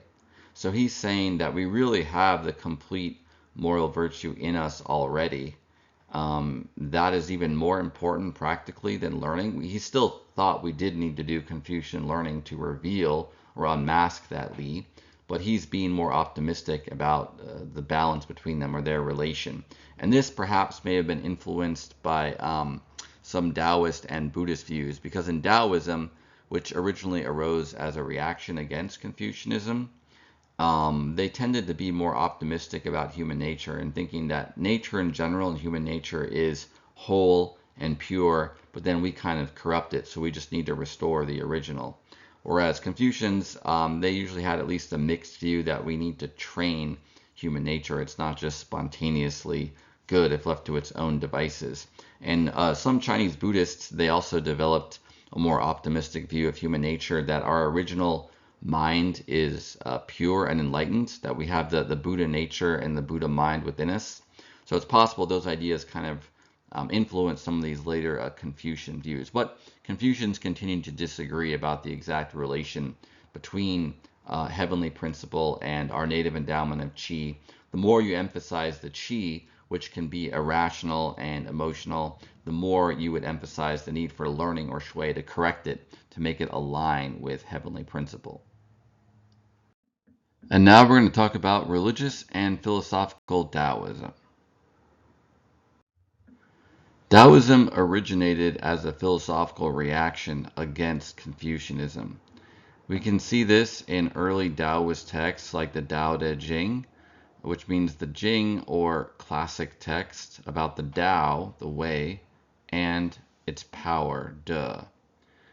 The Taoist texts like Tao Te Ching critique Confucian concepts like humaneness, Ren, and learning. So that implies they were probably a reaction against Confucianism. Taoism in general prioritizes the Tao, which could be translated as the way of nature or the way of things, over the way of human society and custom.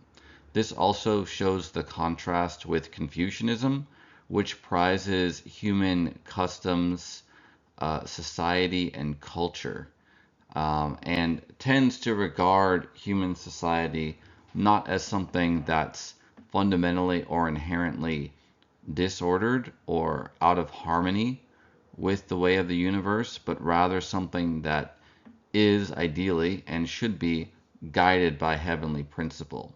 But in Taoism, there's more of a suspicion of human custom and society, at least in the more philosophical side of Taoism, and the notion that there's a more cosmic or transcendent ideal that humans should try to regulate themselves by. So you could summarize it as Confucius says that humans should regulate themselves by human ritual or custom, li, whereas Taoists say they should regulate themselves by the Tao itself, the way of nature, the way of things.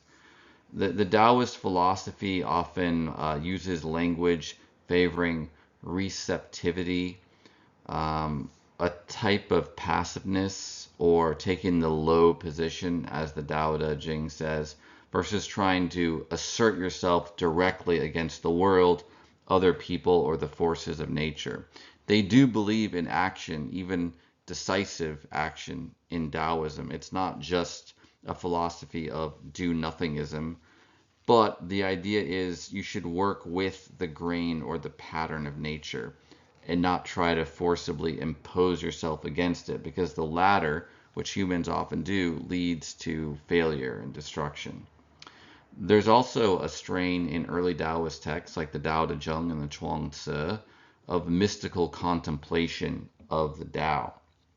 So the Tao, you could say, is the way of nature or the way of things. It's often described as empty, and so it's connected to the concept of Wu Ji from the Chinese creation myths, of a kind of primordial emptiness, not just in a purely negative sense, but in a type of limitless possibility. It doesn't have any particular form or nature, so it can give rise to or generate or take on various forms and manifestations. Out of the Tao comes the supreme ultimate, the Dai Ji. This is a symbol of oneness or wholeness. This basically that I'm going through is a kind of Taoist cosmogony, or a theory of the origin of things. And out of the Daiji comes yin and yang. Although in the Taoist philosophical texts, these are not described as being separated by Pangu, the giant, but rather just kind of spontaneously separating from each other and coalescing based on whether they're heavy or light, whether they're bright or shadowy. And the yang eventually evolves into heaven, the yin evolves into earth. There's also the significance to the number 3. There's also a trinity in Taoism of heaven, earth, and humanity. So humanity can ideally serve as the crux or the balancing point between heaven or cosmic yang and earth or cosmic yin, where human sages are like a balance between the two. And then the Tao Te Ching and other Taoist texts will talk about the myriad things, or literally the 10,000 things. The number 10,000 is not literal. This is a way of talking about the very large number of different distinct worldly phenomena that we perceive with our senses and in other ways. The idea of Taoism is that things are many. There's an uncountable number of things in the universe, but they're also, in a sense, one. They're at least all connected to the original Tao and to the original primordial unity, the Daiji. The picture on the slide is just calligraphy of the Chinese word for Tao. So Lao Tzu is traditionally regarded as the author of one of the first Taoist texts, the Tao Te Ching, and tradition ascribes him to having lived in the 6th century BC. Many modern scholars think that he was a legendary figure. His name just means the old master. So he's kind of like this literary figure, perhaps, of an old, wise teacher. We do have early stories of him in Chinese history, ancient historical records, where he's having dialogues or encounters with Confucius. And Lao Tzu is often shown in those versions as getting the better of Confucius or having a kind of deeper or higher wisdom. That's certainly the way Taoists looked upon the situation. Historically speaking, the Tao Te Ching is probably from the 4th century BC or maybe a little later. So that was after the time of Confucius. And the Taoists were probably originally scholars or Ru from the same class as Confucians. Many of them perhaps had gotten a Confucian education, which is how they learned about Confucian ideas like Ren or virtue. But some of these scholars had a different take on things, and so they started to author texts that had a kind of different philosophy. It was later classified as Taoist. The view of like modern scholars, because Lao Tzu is legendary, they believe that there was no single founder of the school of philosophy, later known as Daoism, but there were multiple texts being authored that talked about the Tao and had similar themes and ideas.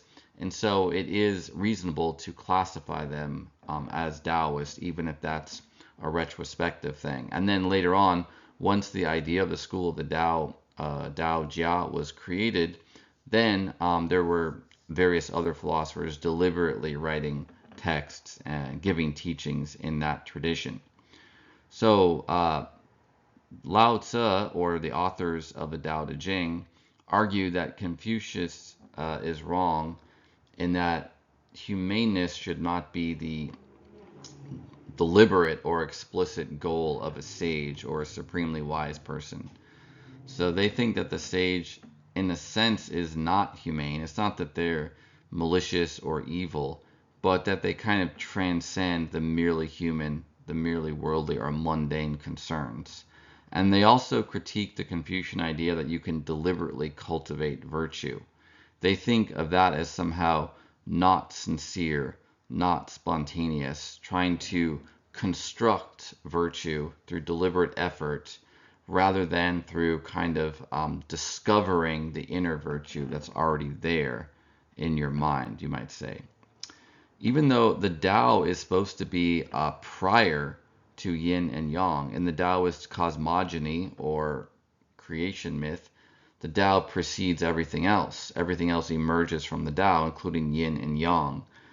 But they usually use yin imagery, or they always use yin imagery to describe the Tao and the Tao Te Ching. So the Tao is not just yin, but there is a reason why they favor yin imagery to describe the Tao. The Tao is described as empty, as being like water, as always flowing, and yet having the power to eventually wear down stone, wear down mountains. Water is an element more associated with yin in Chinese metaphysics than yang. The Tao is also described in the Tao Te Ching as the mysterious feminine. So it's described using feminine language, and yin is more associated with female, yang with male. The Tao is also described as the valley spirit. So all of these descriptions have metaphorical interpretations. The Tao is like water in that it can seem like it's weak or soft or pliable, but it actually can wear down the strongest things like earth and stone, given enough time. The Tao is feminine, at least in the sense that it is creative and generative. It is the origin of life. There could be other meanings to that analogy as well. And it's compared to the valley. Yin is usually connected to the low position, yang to what is upright or high. But the valley or the low position is in a sense more stable. The things that stick out, like mountains and hills, can be worn down by the forces of nature, like wind and water. Whereas the valley is more secure. The low position actually protects it. And this can even can be transferred to other contexts, like in martial arts influenced by Daoism. In Chinese culture, there are many schools of martial arts or Gong Fu, for example, that are associated with different Taoist or Buddhist sects. And you can talk about the Taoist philosophy of martial arts. With regards to the valley spirit or the low position, it makes sense if you're practicing a martial art to have a relatively low stance. If you stand up too tall, you're easier to throw or push off balance. So the low position can be more secure, at least in many contexts of fighting. But in the Tao Te Ching, it just talks about the valley as being more stable, and kind of therefore safer, more secure, but also more fundamental than the reverse. So they use the yin imagery to describe the nature of the Tao, even though technically the Tao transcends and is prior to both yin and yang. Another important Taoist concept from the Tao Te Ching is the Wu Wei, or non-action. So literally this means not doing, but that's not the real meaning of it. The sage doesn't just sit there doing nothing. It's talking about a type of action that is spontaneous. It's not overly forced, deliberate, or planned. And they believe that the sage, because they're so wise, they can perceive the situation they're in, their reality, and spontaneously act in an appropriate and fitting way. So they think of the Confucian answers to how to be in the world as being overly contrived or deliberate. So Lao Tzu is believed by Taoists to be the author of the Tao Te Ching, and he's worshipped as a god by religious Taoists. Some even regard him as the emperor of heaven, or like an incarnation of the celestial emperor, or perhaps of the Tao itself. You can see a picture on the slide of Lao Tzu riding a buffalo. This is often the way Taoist sages are depicted. It can symbolize things such as the sage's mastery of the forces of nature. So this very strong, very large beast, he's able to tame and kind of harness productively. There's another early Taoist story, or you could really root it to Chinese folk religion, but a lot of these concepts get mixed into Taoism, especially as it evolves into a religion. But even the earliest Taoists, like Chuang Tzu, who we'll talk about in a moment, he incorporated at least symbols and motifs from Chinese folk religion to express some of his philosophy. King Mu of Chou is thought to have lived either between 976 and 922 BC, or between 956 and 918 BC. So he was an early ruler of the Chou dynasty.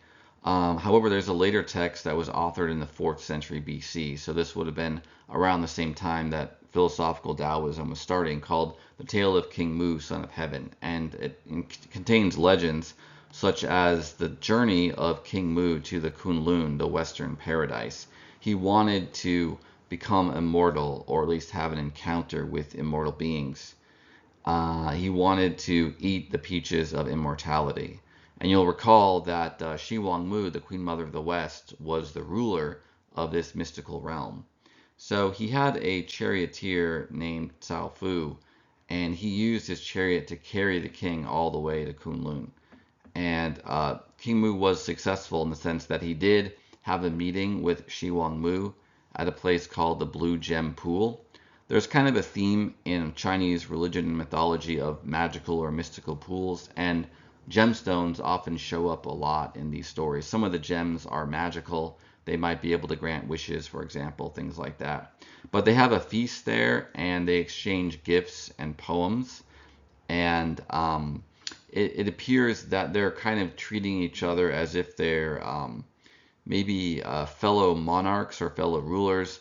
It might be that Shi Mu is a kind of vassal, technically, whose land is within the kingdom of King Mu. So it has a kind of feel of like one noble greeting another, and they have this very formal, ritualized exchange.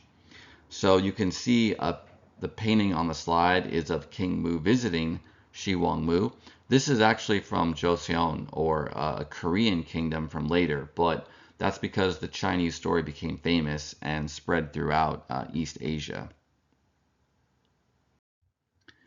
Chuang-Tzu was the next most famous Taoist sage after Lao Tzu. So he was probably a historical person who lived from around 369 to 286 BC. He's said to have been a scholar official from the state of Chu, and he was the author of the book named after him, the Chuang-Tzu. The first several chapters of the Chuang-Tzu, called the inner chapters, those are probably the ones that he authored himself. The later chapters of the book, which are themselves divided into the outer and the mixed chapters, some of those were authored by the followers of Chuang-Tzu, and others contain just other material from the Warring States period. It's a very useful book, though, because it contains a lot of teachings, philosophies, and other historical figures or quasi-historical figures that otherwise we wouldn't know about. So there's a lot of themes, a lot of teachings in the Chuang-Tzu. It's classified as Taoist, like the Tao Te Ching. Historically speaking, this book may actually predate the Tao Te Ching, because some scholars date the Tao Te Ching to the 3rd century BC, and the Chuang-Tzu might have been written before that. But it's hard to summarize. The style is different from the Tao Te Ching, even though the themes and the ideas are similar. So the Tao Te Ching is more like mystical poetry, and it's very elusive. But the Chuang-Tzu is more concrete and tangible, and he tells jokes and funny stories or weird observations. So some of the themes that are in the Chuang-Tzu are relativity of perspective and the transformation of things. So the Chuang-Tzu opens with the story of this giant fish that can transform into a giant bird that can ascend to the high heavens. And there's smaller birds that make fun of the big bird, the pung. They don't understand what it's doing. They think it's just being weird or crazy by flying way up into the sky. What's the point? But this is kind of a symbol of the idea that normal beings who aren't enlightened or woke to the Tao, you might say, they don't understand the perspective of a sage or supremely wise person. The sage's perspective transcends that of lesser beings. So some people will read the Chuang-Tzu and interpret him as a relativist, saying, well, each being has their own truth. What's true for one is true for another. There are some stories in the Chuang-Tzu that suggest that.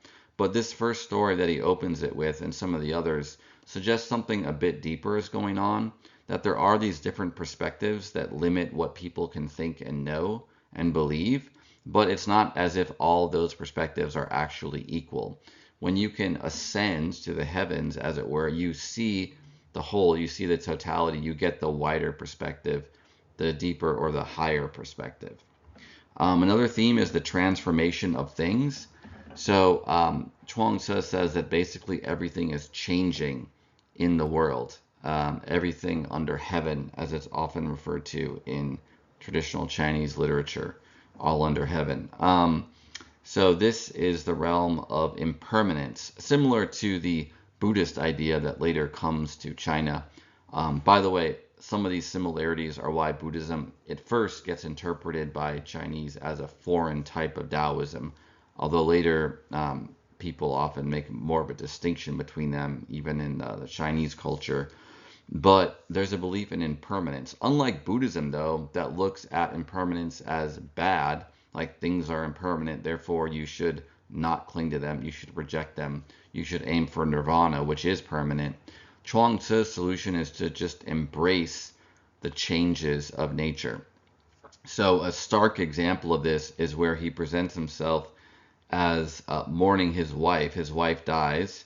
He actually loved her, but soon thereafter he's singing and playing music. It's not because he's happy that she died, it's because he's trying to move on and not get fixated on the past. So that's a kind of Taoist perspective to this. There is a mention or several mentions of sitting forgetting or other things that sound like meditation practices or mystical states. So sitting forgetting is obscure, but it implies maintaining a sitting posture and clearing your mind of other thoughts or concerns. And he recommends this as like a useful practice for developing your qi and your insight. The term that Chuang Tzu uses for a sage is Chun Ren, which means true person or perfected person. So that's a term that's often used by Taoists to refer to sages.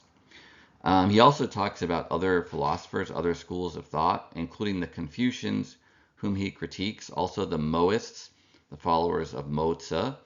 At that time, the time he was writing, the two main schools of thought that were debating each other were the Confucians and the Mohists, and they had different ideas about politics and morality, etc.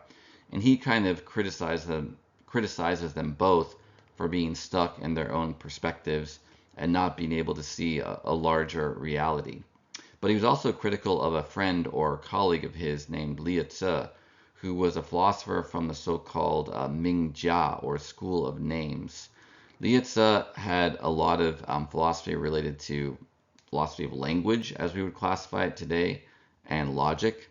Hence the name of the school, School of Names, names referring to words and kind of indicating that a lot of their thought was about the meanings of words and things like that, and using logic to try to find logical implications of meanings and things of that nature. Like there was a famous School of Names saying that a white horse is not a horse. The idea seems to have been that if you qualify a horse as white, it's not the same logically as just saying something is a horse, even though intuitively we would just say that white horse is a proper subset of all horses or something like that. But anyway, Liu Tzu argued for a lot of things.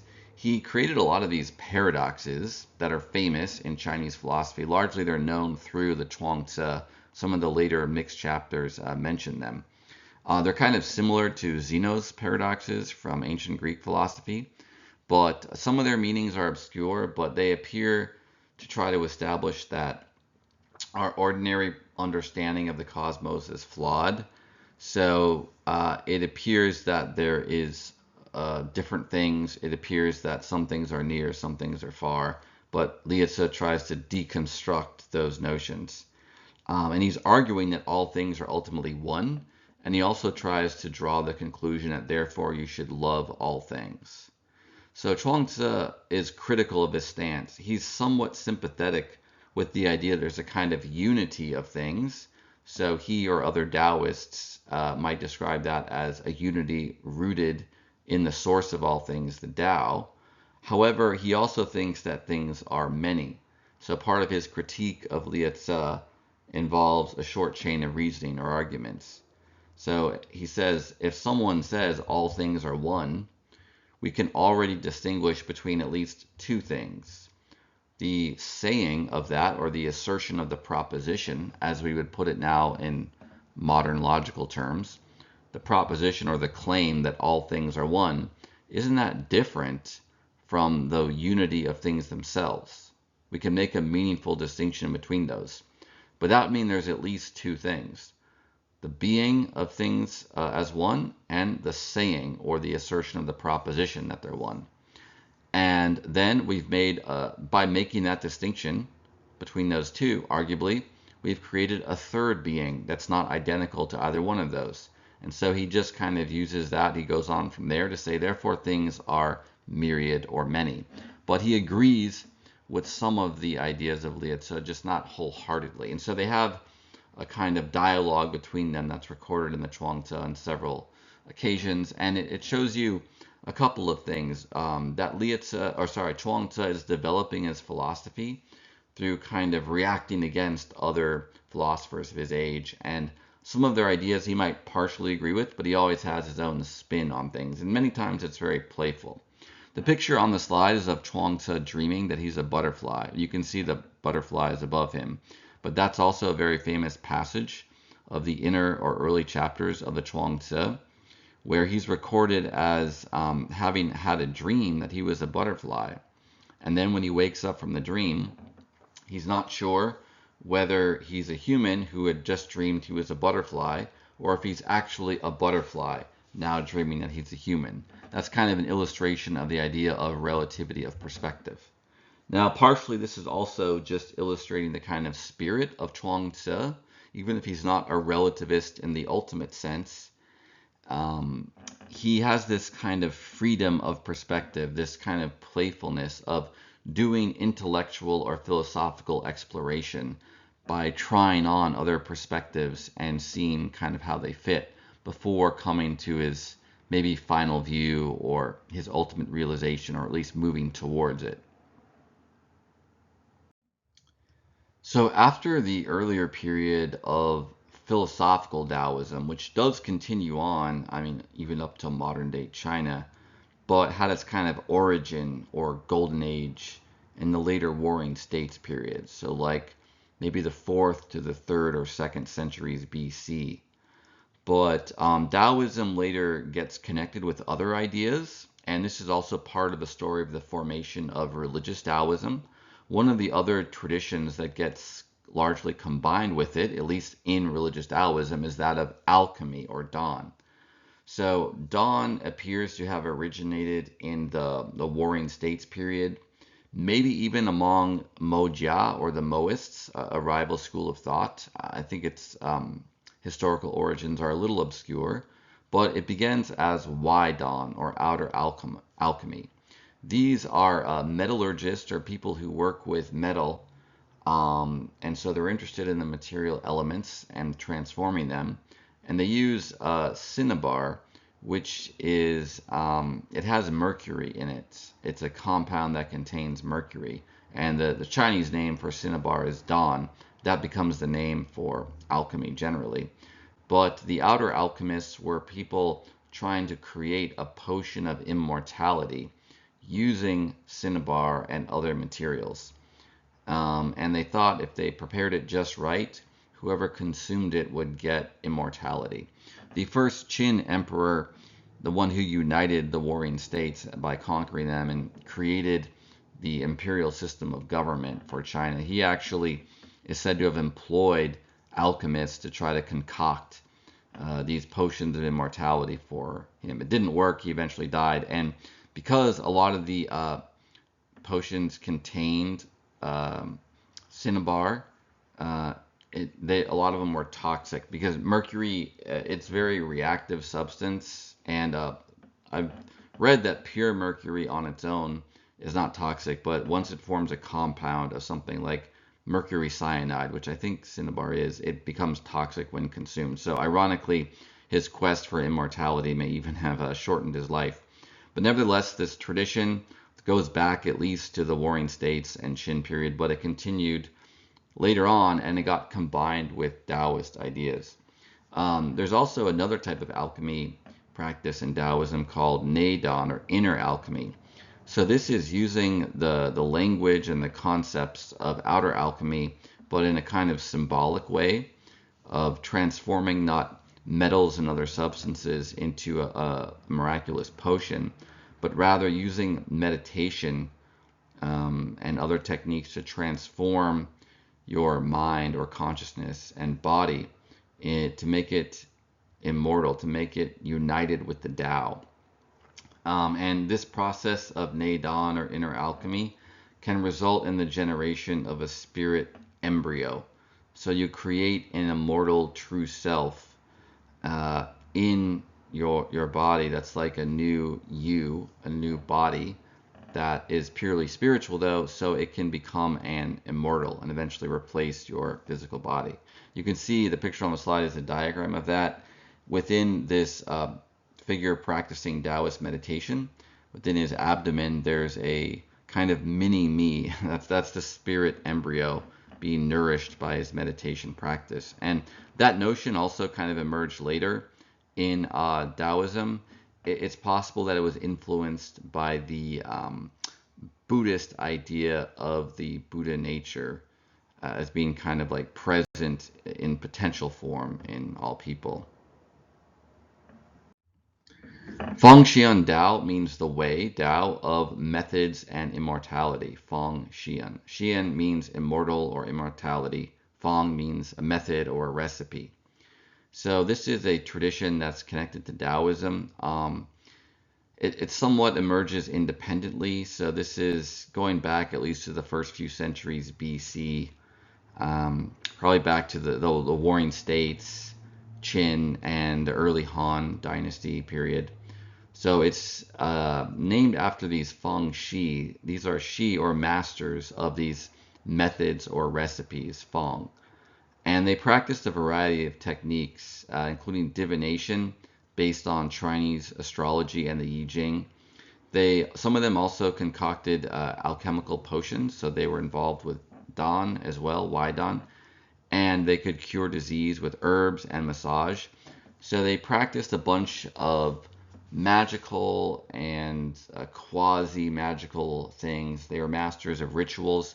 They were kind of like the earlier generations from the Zhou dynasty of ritual experts, the Ru, but they were even more kind of interested in magic, yeah, and more kind of like, you might say, quasi occult side of the rituals. And they produced spells and talismans, fulu, to provide protection and healing to people. So you can see a picture of a fulu talisman on the slide.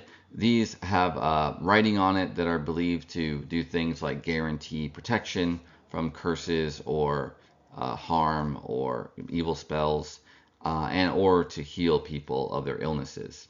And some of the Feng Shi also practice shamanism or spirit mediumship, whereby they could communicate with gods and spirits, and perform exorcisms or cast out evil spirits that are causing disease or other problems like haunting people.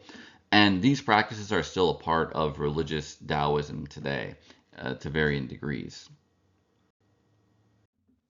In ancient times, one of the main sects of religious Taoism was Tianqi Dao. This indeed may be the earliest organized sect of Taoism, religious Taoism. So it was founded by a man named Chang Daoling, who claimed to receive a revelation from Lao Tzu, the sage and author of the Tao Te Ching, and he thus founded the sect of Tianqi Dao in the year 142 AD. You can see a picture of him on the slide. He's riding a tiger. So this is a common theme with Taoist sages. They might ride a powerful or fierce beast because they've kind of mastered a lot of the forces of nature. He's also holding a tablet, which I believe would have a record of the teachings that he received from Lao Tzu. It's a very common theme in religious Taoism for these sages or wise people to have a kind of revelation, either from an ancestor or a god or heavenly being, that gives them new teachings that they can bring to the people, potentially found a new sect.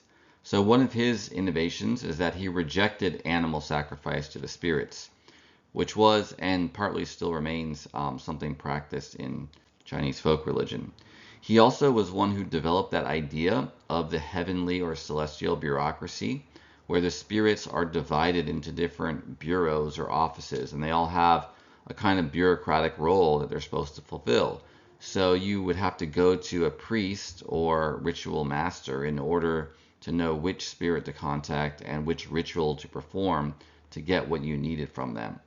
So the Tianqi Dao, they made the Fulu, the talismans that had those contracts between humans and celestial spirits written on them. So he created his own government. It was a theocracy that was ruled by the priests of the sect in the southern state of Shu. So he's basically a rebel against the ruling regime, which at that time was the latter or eastern Han dynasty. They were growing in territory at first. They were successful for a while, but eventually they were destroyed by the general Cao Cao towards the end of the Eastern Han dynasty. The sect of Chengyi Dao, which is still around today, which can be translated as Orthodox Unity or the Way of Orthodox Unity, they accept the teachings that were revealed to Chang Daoling, so they're kind of like the modern successor of the Tianqi Dao. Another ancient Taoist sect is Daiping Dao, or the Way of Great Peace. Dao is way, Dai is great, and Ping is peace. So this is founded by three brothers surnamed Chang in Shandong, well, it's now Shandong province in northeast China. The picture on the slide is of the eldest brother, Chang Jue, who is the leader of this sect. And you can see him kind of casting a spell, it looks like, on someone. He was reputed to have been a sorcerer, so he's using a wand. And you also see on the robe he's wearing yin-yang symbol in the center, surrounded by the hexagram or the trigrams, or those are from the Yi Jing, or the Book of Changes. That's a common symbol you'll see on a lot of Taoist temples, because the trigrams are believed to encode the basic forces, ultimately based on yin and yang, with the straight or unbroken line representing yang energy and the yin or broken line representing yin energy. But those 8 trigrams are combined in various ways to explain what happens in the world. But the sect of Daiping Dao is based on a scripture called the Daiping Jing, or Classic of Great Peace. And it basically heralds a new age, that the Han dynasty is going to be replaced by a new ideal empire or kingdom ruled over by Daiping Dao that will bring peace and harmony to the world. So they use the color yellow to symbolize themselves. In Chinese metaphysics or philosophy, there are 5 elements, and each is associated with a different color. Earth is associated with yellow. And in Chinese metaphysics, there is the notion that each element can overturn or overcome or destroy another. There's even like a natural cycle of destruction as well as a cycle of generation. But the earth element would overcome the water element. The reasoning behind this, by the way, is that earth can be used to dam flooding water. At least that's how it's often explained. Anyway, the Han dynasty just so happened to be associated with the water element. So the Taiping Dao thought that the earth was going to replace the water in the cycle of the cosmos, and they associated with the earth element that would replace and destroy the Han. So the followers of Taiping Dao would wear like yellow turbans or yellow sashes to show their affiliation. They rebelled against the later Han dynasty, and this is called the Yellow Turban Rebellion because of the garments that they wore. They initially had some success, but they were eventually crushed and destroyed, and that sect ended. But these ancient sects, even though they were destroyed in antiquity, a lot of their ideas were still around and talked about and influenced later Daoism. So now let's talk about some of the later Taoist sects. They start basically around 1,000 years after the ancient ones. Taoism didn't go away. It was still prominent, like in the Tang Dynasty, for example, in the first millennium AD, such as with the teachings of the Celestial Masters. But these later organized sects of Taoism are the ones that still survive today, albeit in different branches. So first, a Complete Truth, or Chuan Chun. This was founded by Wang Chongyang, and they had monks. So they practiced monasticism that was modeled on Buddhism, which by this time had entered China. Buddhism starts to spread in China in the first few centuries AD, and it gets even more popular after the collapse of the Han, so like from the 3rd century AD and after, and grows to even greater prominence in the Tang dynasty before the end of the 1st millennium AD. So another teaching of Chuan Shen is spiritual transcendence. So they're preaching a type of immortality, but it's one that doesn't just create an immortal body or something like that. But the fact that they have monks and monasteries shows you that the culture of Buddhism influenced a lot of other religions in China. So a lot of the later sects of Taoism, they may take ideas or practices from Buddhism, like a belief in reincarnation or even karma, and combine them with their Taoist beliefs. So Wang Chongyang also advocated the study of non-Taoist texts or scriptures, in addition to the Tao Te Ching, which they regard as divinely inspired, basically. He advocated the Confucian text known as the Classic of Filiality, or Xiao, and the Buddhist Heart Sutra, which claims to summarize the heart or the essence of Mahayana Buddhist teaching. So those were actually used as scriptures by Chuan Shen. So there's also the 7 perfected disciples or students of Wang Chongyang. These are all regarded as having become Chunren or enlightened sages. One of them was married to a woman named Sun Bu-er. She lived between 1119 and 1183. She was specifically the wife of the disciple Ma Danyang, and she wanted to become a sage herself, but she had to get the permission of her husband and the leader of their sect, but they both refused. In order to show how serious she was about her spiritual vocation, she is said to have burned her face with oil from cooking to make herself ugly. And the reason why she did this is because her husband, Ma Danyang, had said, well, if you went on your own to study and practice the Tao, you're so beautiful you'd be accosted by men with evil intention, and they would try to defile you.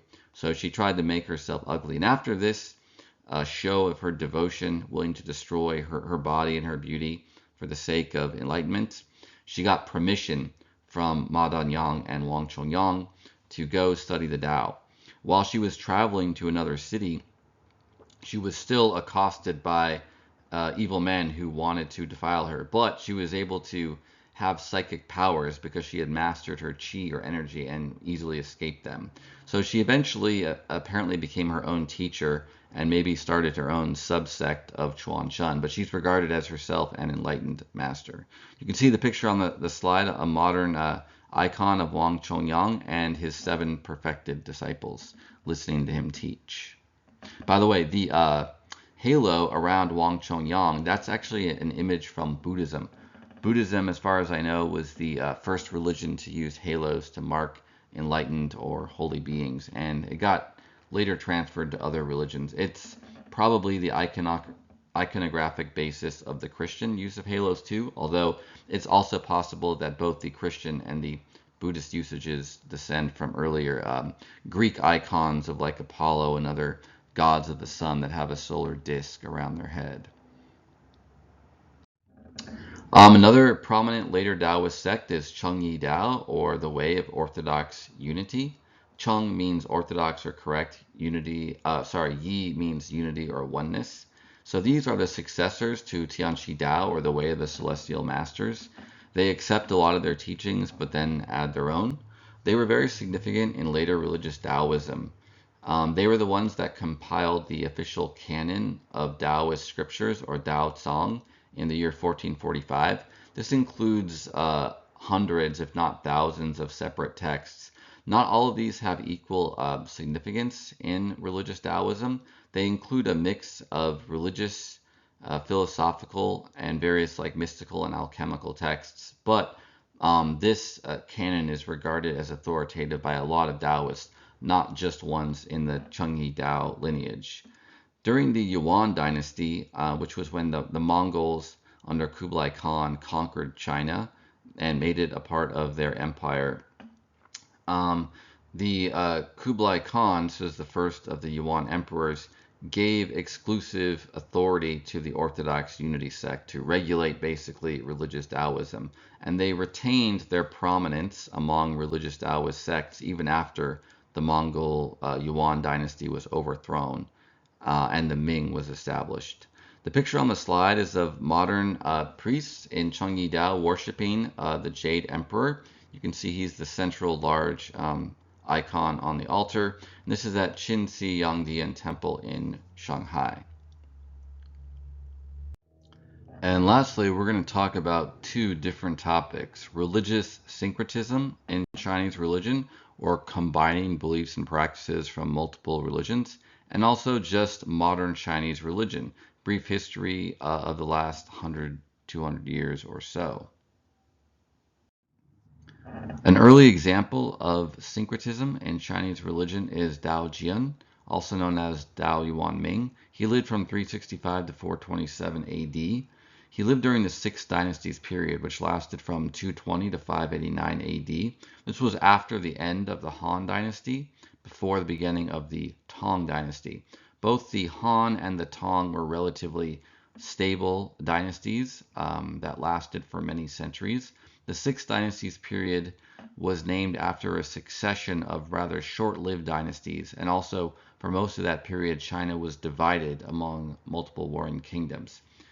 Dao Jian served as a scholar official, but he retired from his government position to pursue a life of poetry as a poet recluse.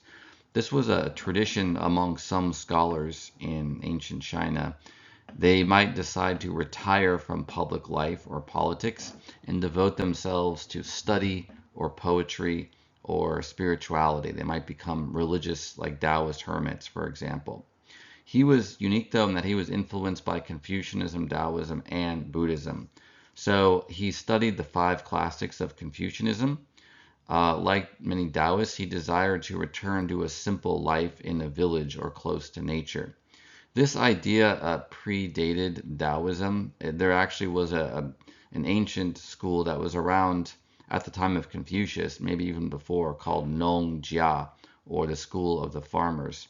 These were scholars, educated people, often had been government officials, but they wanted to retire to a simpler life closer to nature. But that ideal was later taken up into Taoism. Indeed, even today, there are some Taoists who live as hermits in the mountains. And from Buddhism, Dao Jian took the idea that, quote, life is like an illusion, everything returns to emptiness, unquote. So the notion of the illusory characteristic of phenomena, that's an idea from Buddhism, especially Mahayana Buddhism, and the notion that things are empty of inherent existence or substance, that's also a common teaching in Mahayana Buddhism. So Dao Jian was combining ideas from all of these three traditions, and they're expressed in his poetry. Another figure important with Chinese syncretism is Lin Chao-en.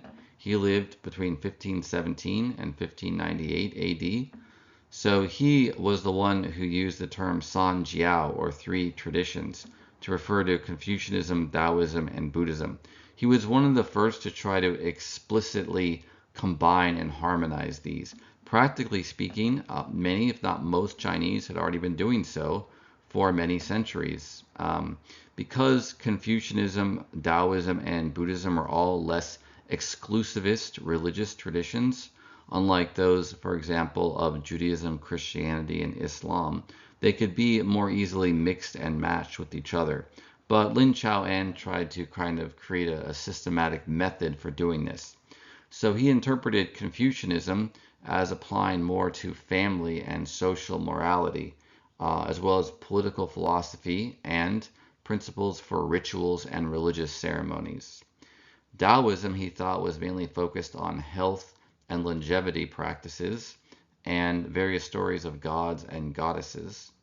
And Buddhism focuses on the afterlife and ancestor worship. Now, ancestor worship was a pre-Buddhist practice from Chinese folk religion and plays a very important role in Confucianism and Taoism as well.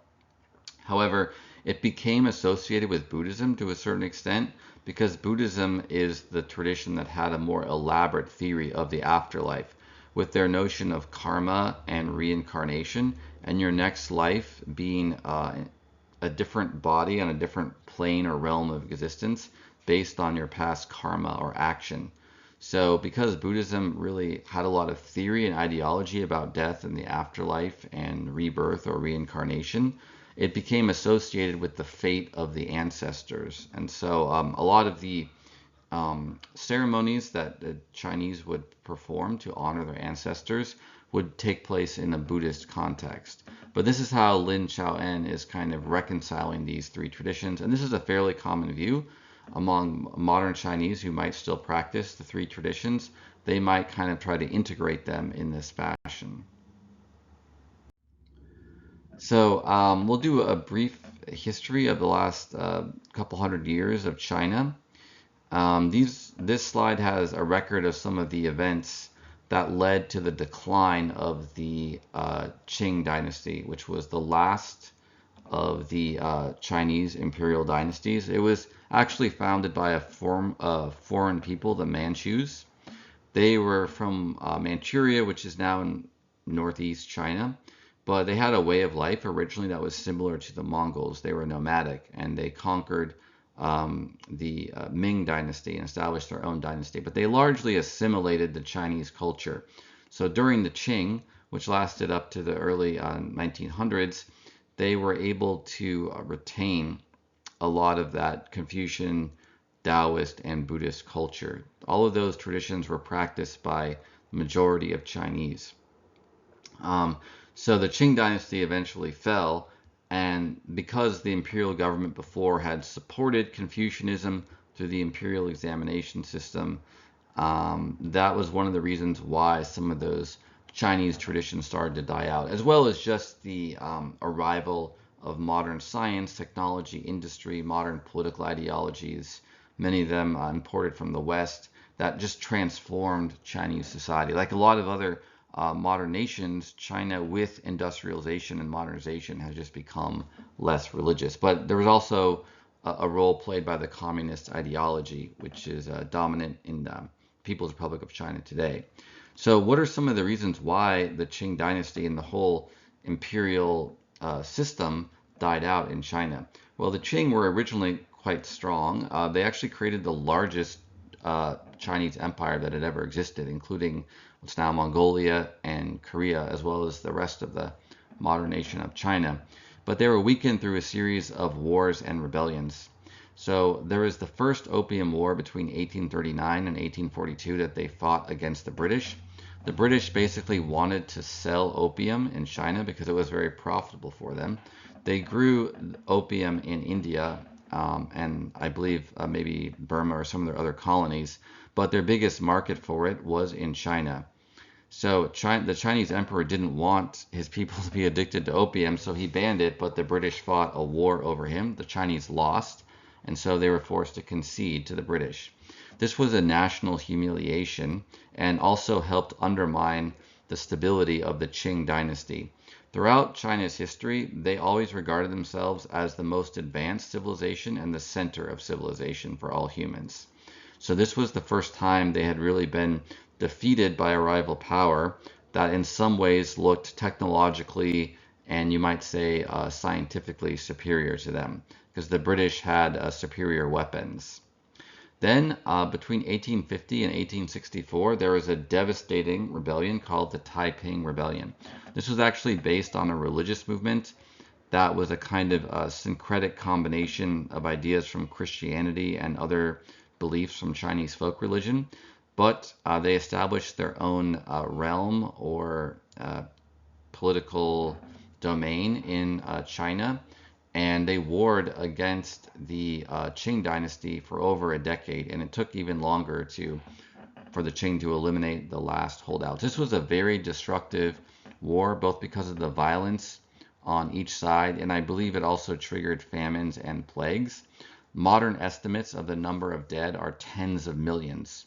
So it was a hugely devastating war, and even though the Qing were eventually able to defeat the Taiping Rebellion, it really strained their government and their resources.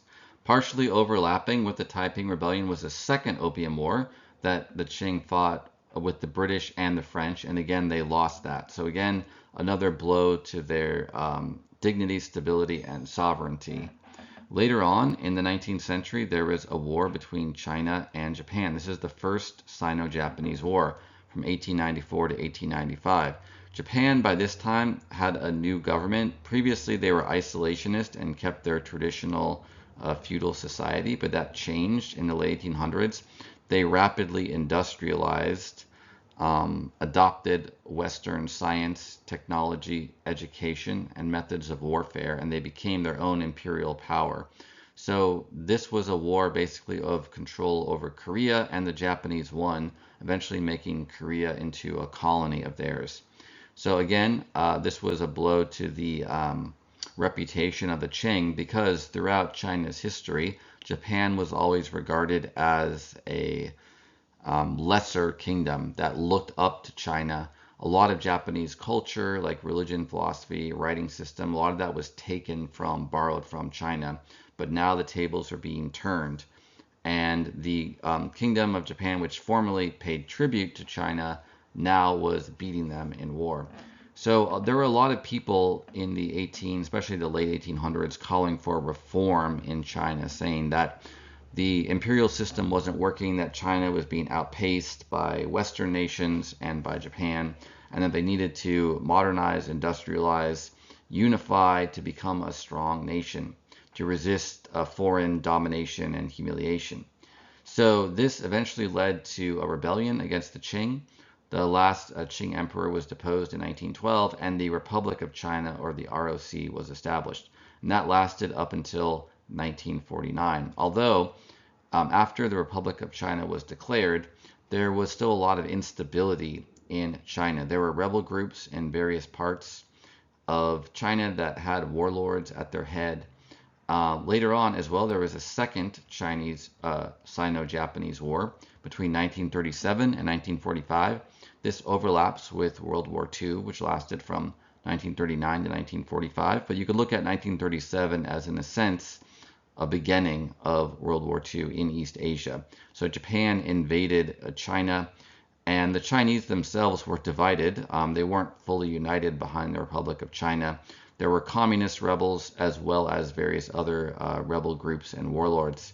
So they had a hard time fighting off the Japanese. The Japanese also had superior armaments and military technology. And so they lost a lot of territory to the Japanese. You can see the picture on the slide is showing in red the Japanese occupation during the Second Sino-Japanese War. They occupied not only Manchuria in the northeast, but extensive parts of east and southern China as well. And you can also see in the red stripes areas of communist activity. Even after the Japanese were defeated in 1945, with the U.S. defeat of Japan, and they were expelled from China, there had been military activity by the nationalist or Kuomintang, and to a lesser extent by the Chinese Communist Party during the Second Sino-Japanese War against the Chinese. But arguably the only reason why the Chinese were able to defeat the Japanese in China was because of the U.S. defeat of Imperial Japan in 1945. But in any event, there proceeded to be a civil war between the nationalists, or Kuomintang, abbreviated KMT, and the Chinese Communist Party, or the CCP. Now, the Kuomintang were basically representatives of the Republic of China. That's what they called their government, but they were the party that controlled the Republic of China at that time. Now, this civil war was going on even as both sides were fighting against the Japanese. So it was very kind of a chaotic situation.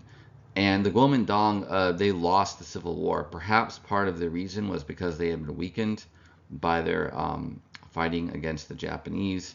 But regardless, the Chinese communists were able to destroy the Kuomintang, kicked them out. The leaders and the remnants of the Kuomintang fled to the island of Taiwan off the southeast coast of China. And they basically set up their own government there.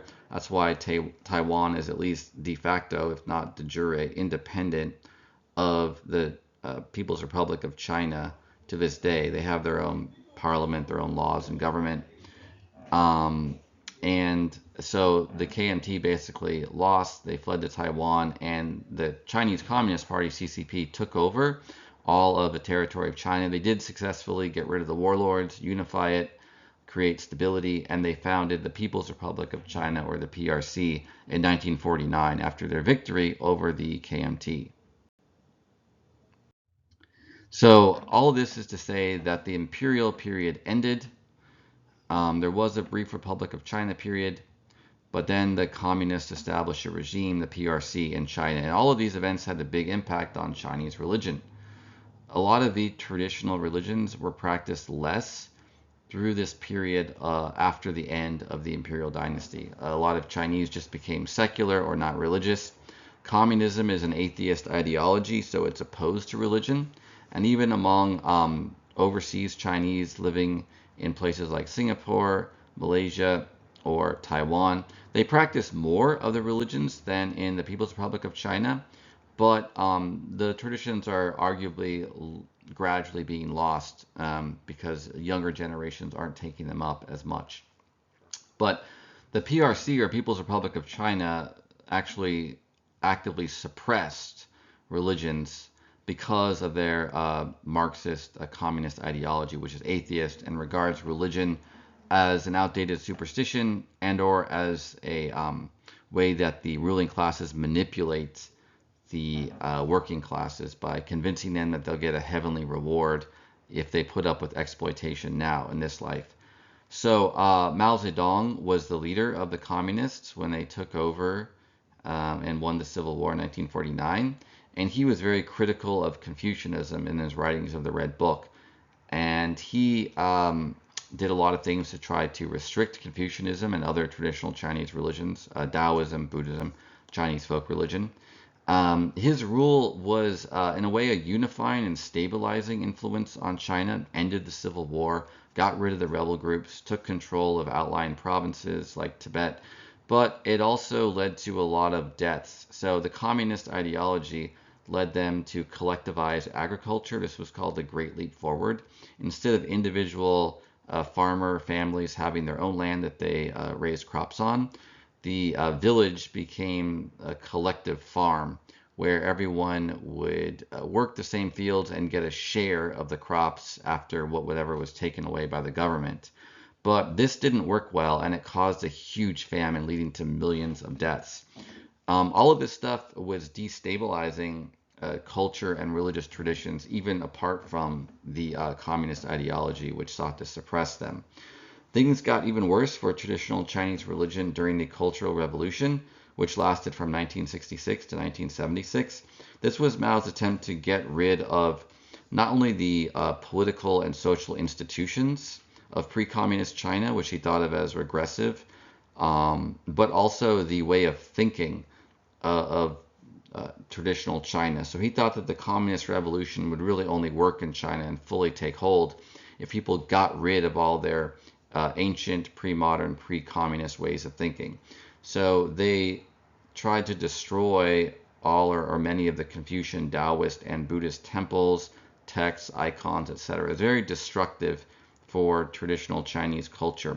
Eventually it was put to an end because it was leading to kind of chaos and instability.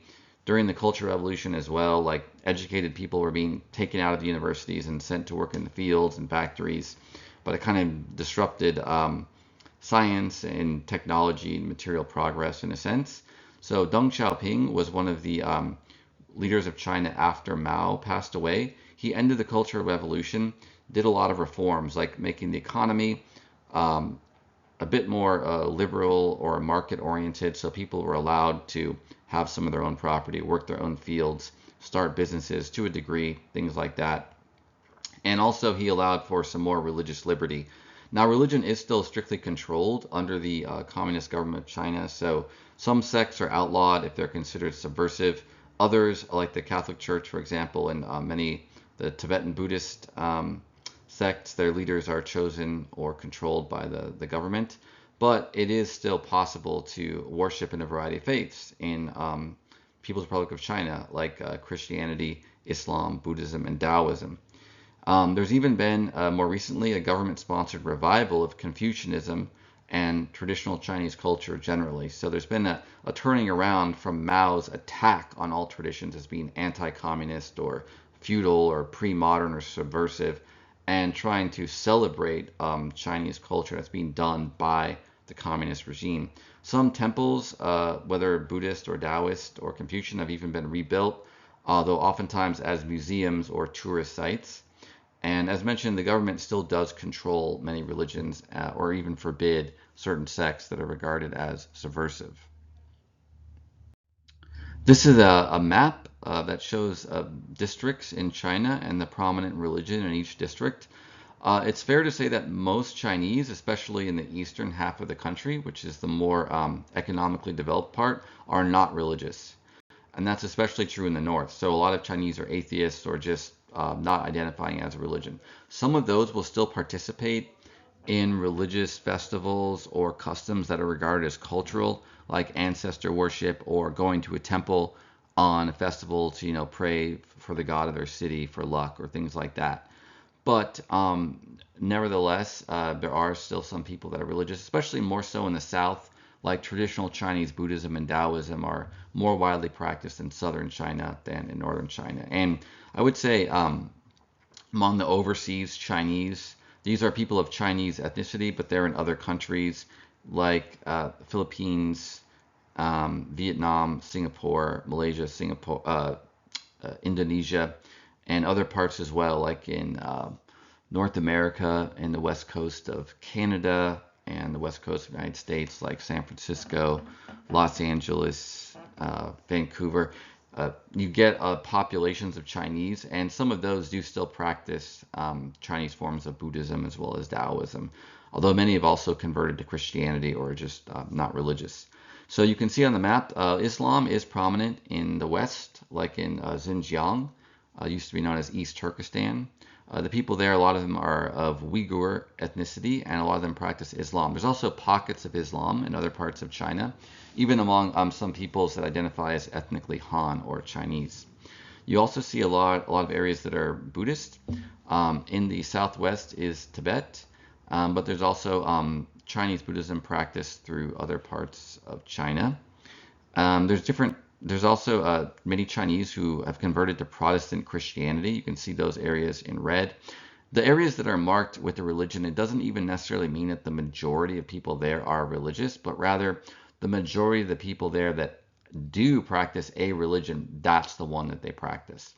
So the Protestant Christianity is spread there largely through Protestant and evangelical Western missionaries that started going there, I think in the 1800s, but especially in the 1900s and even more recently. And there's a lot of, some of these Protestants have to practice secretly in house churches if their particular sect is not approved of by the government. There's also a few areas of predominantly Catholic Christian worship in China. And you can see in the blue some Taoist and folk religion areas. This, in a way, understates the importance of Taoism and folk religion for the culture. And indeed, a lot of Buddhists in China would also practice Taoism and folk religion as well alongside it. So that's it for our summary of Chinese religion. Next up is going to be part 8, Korean and Japanese religions. Until next time.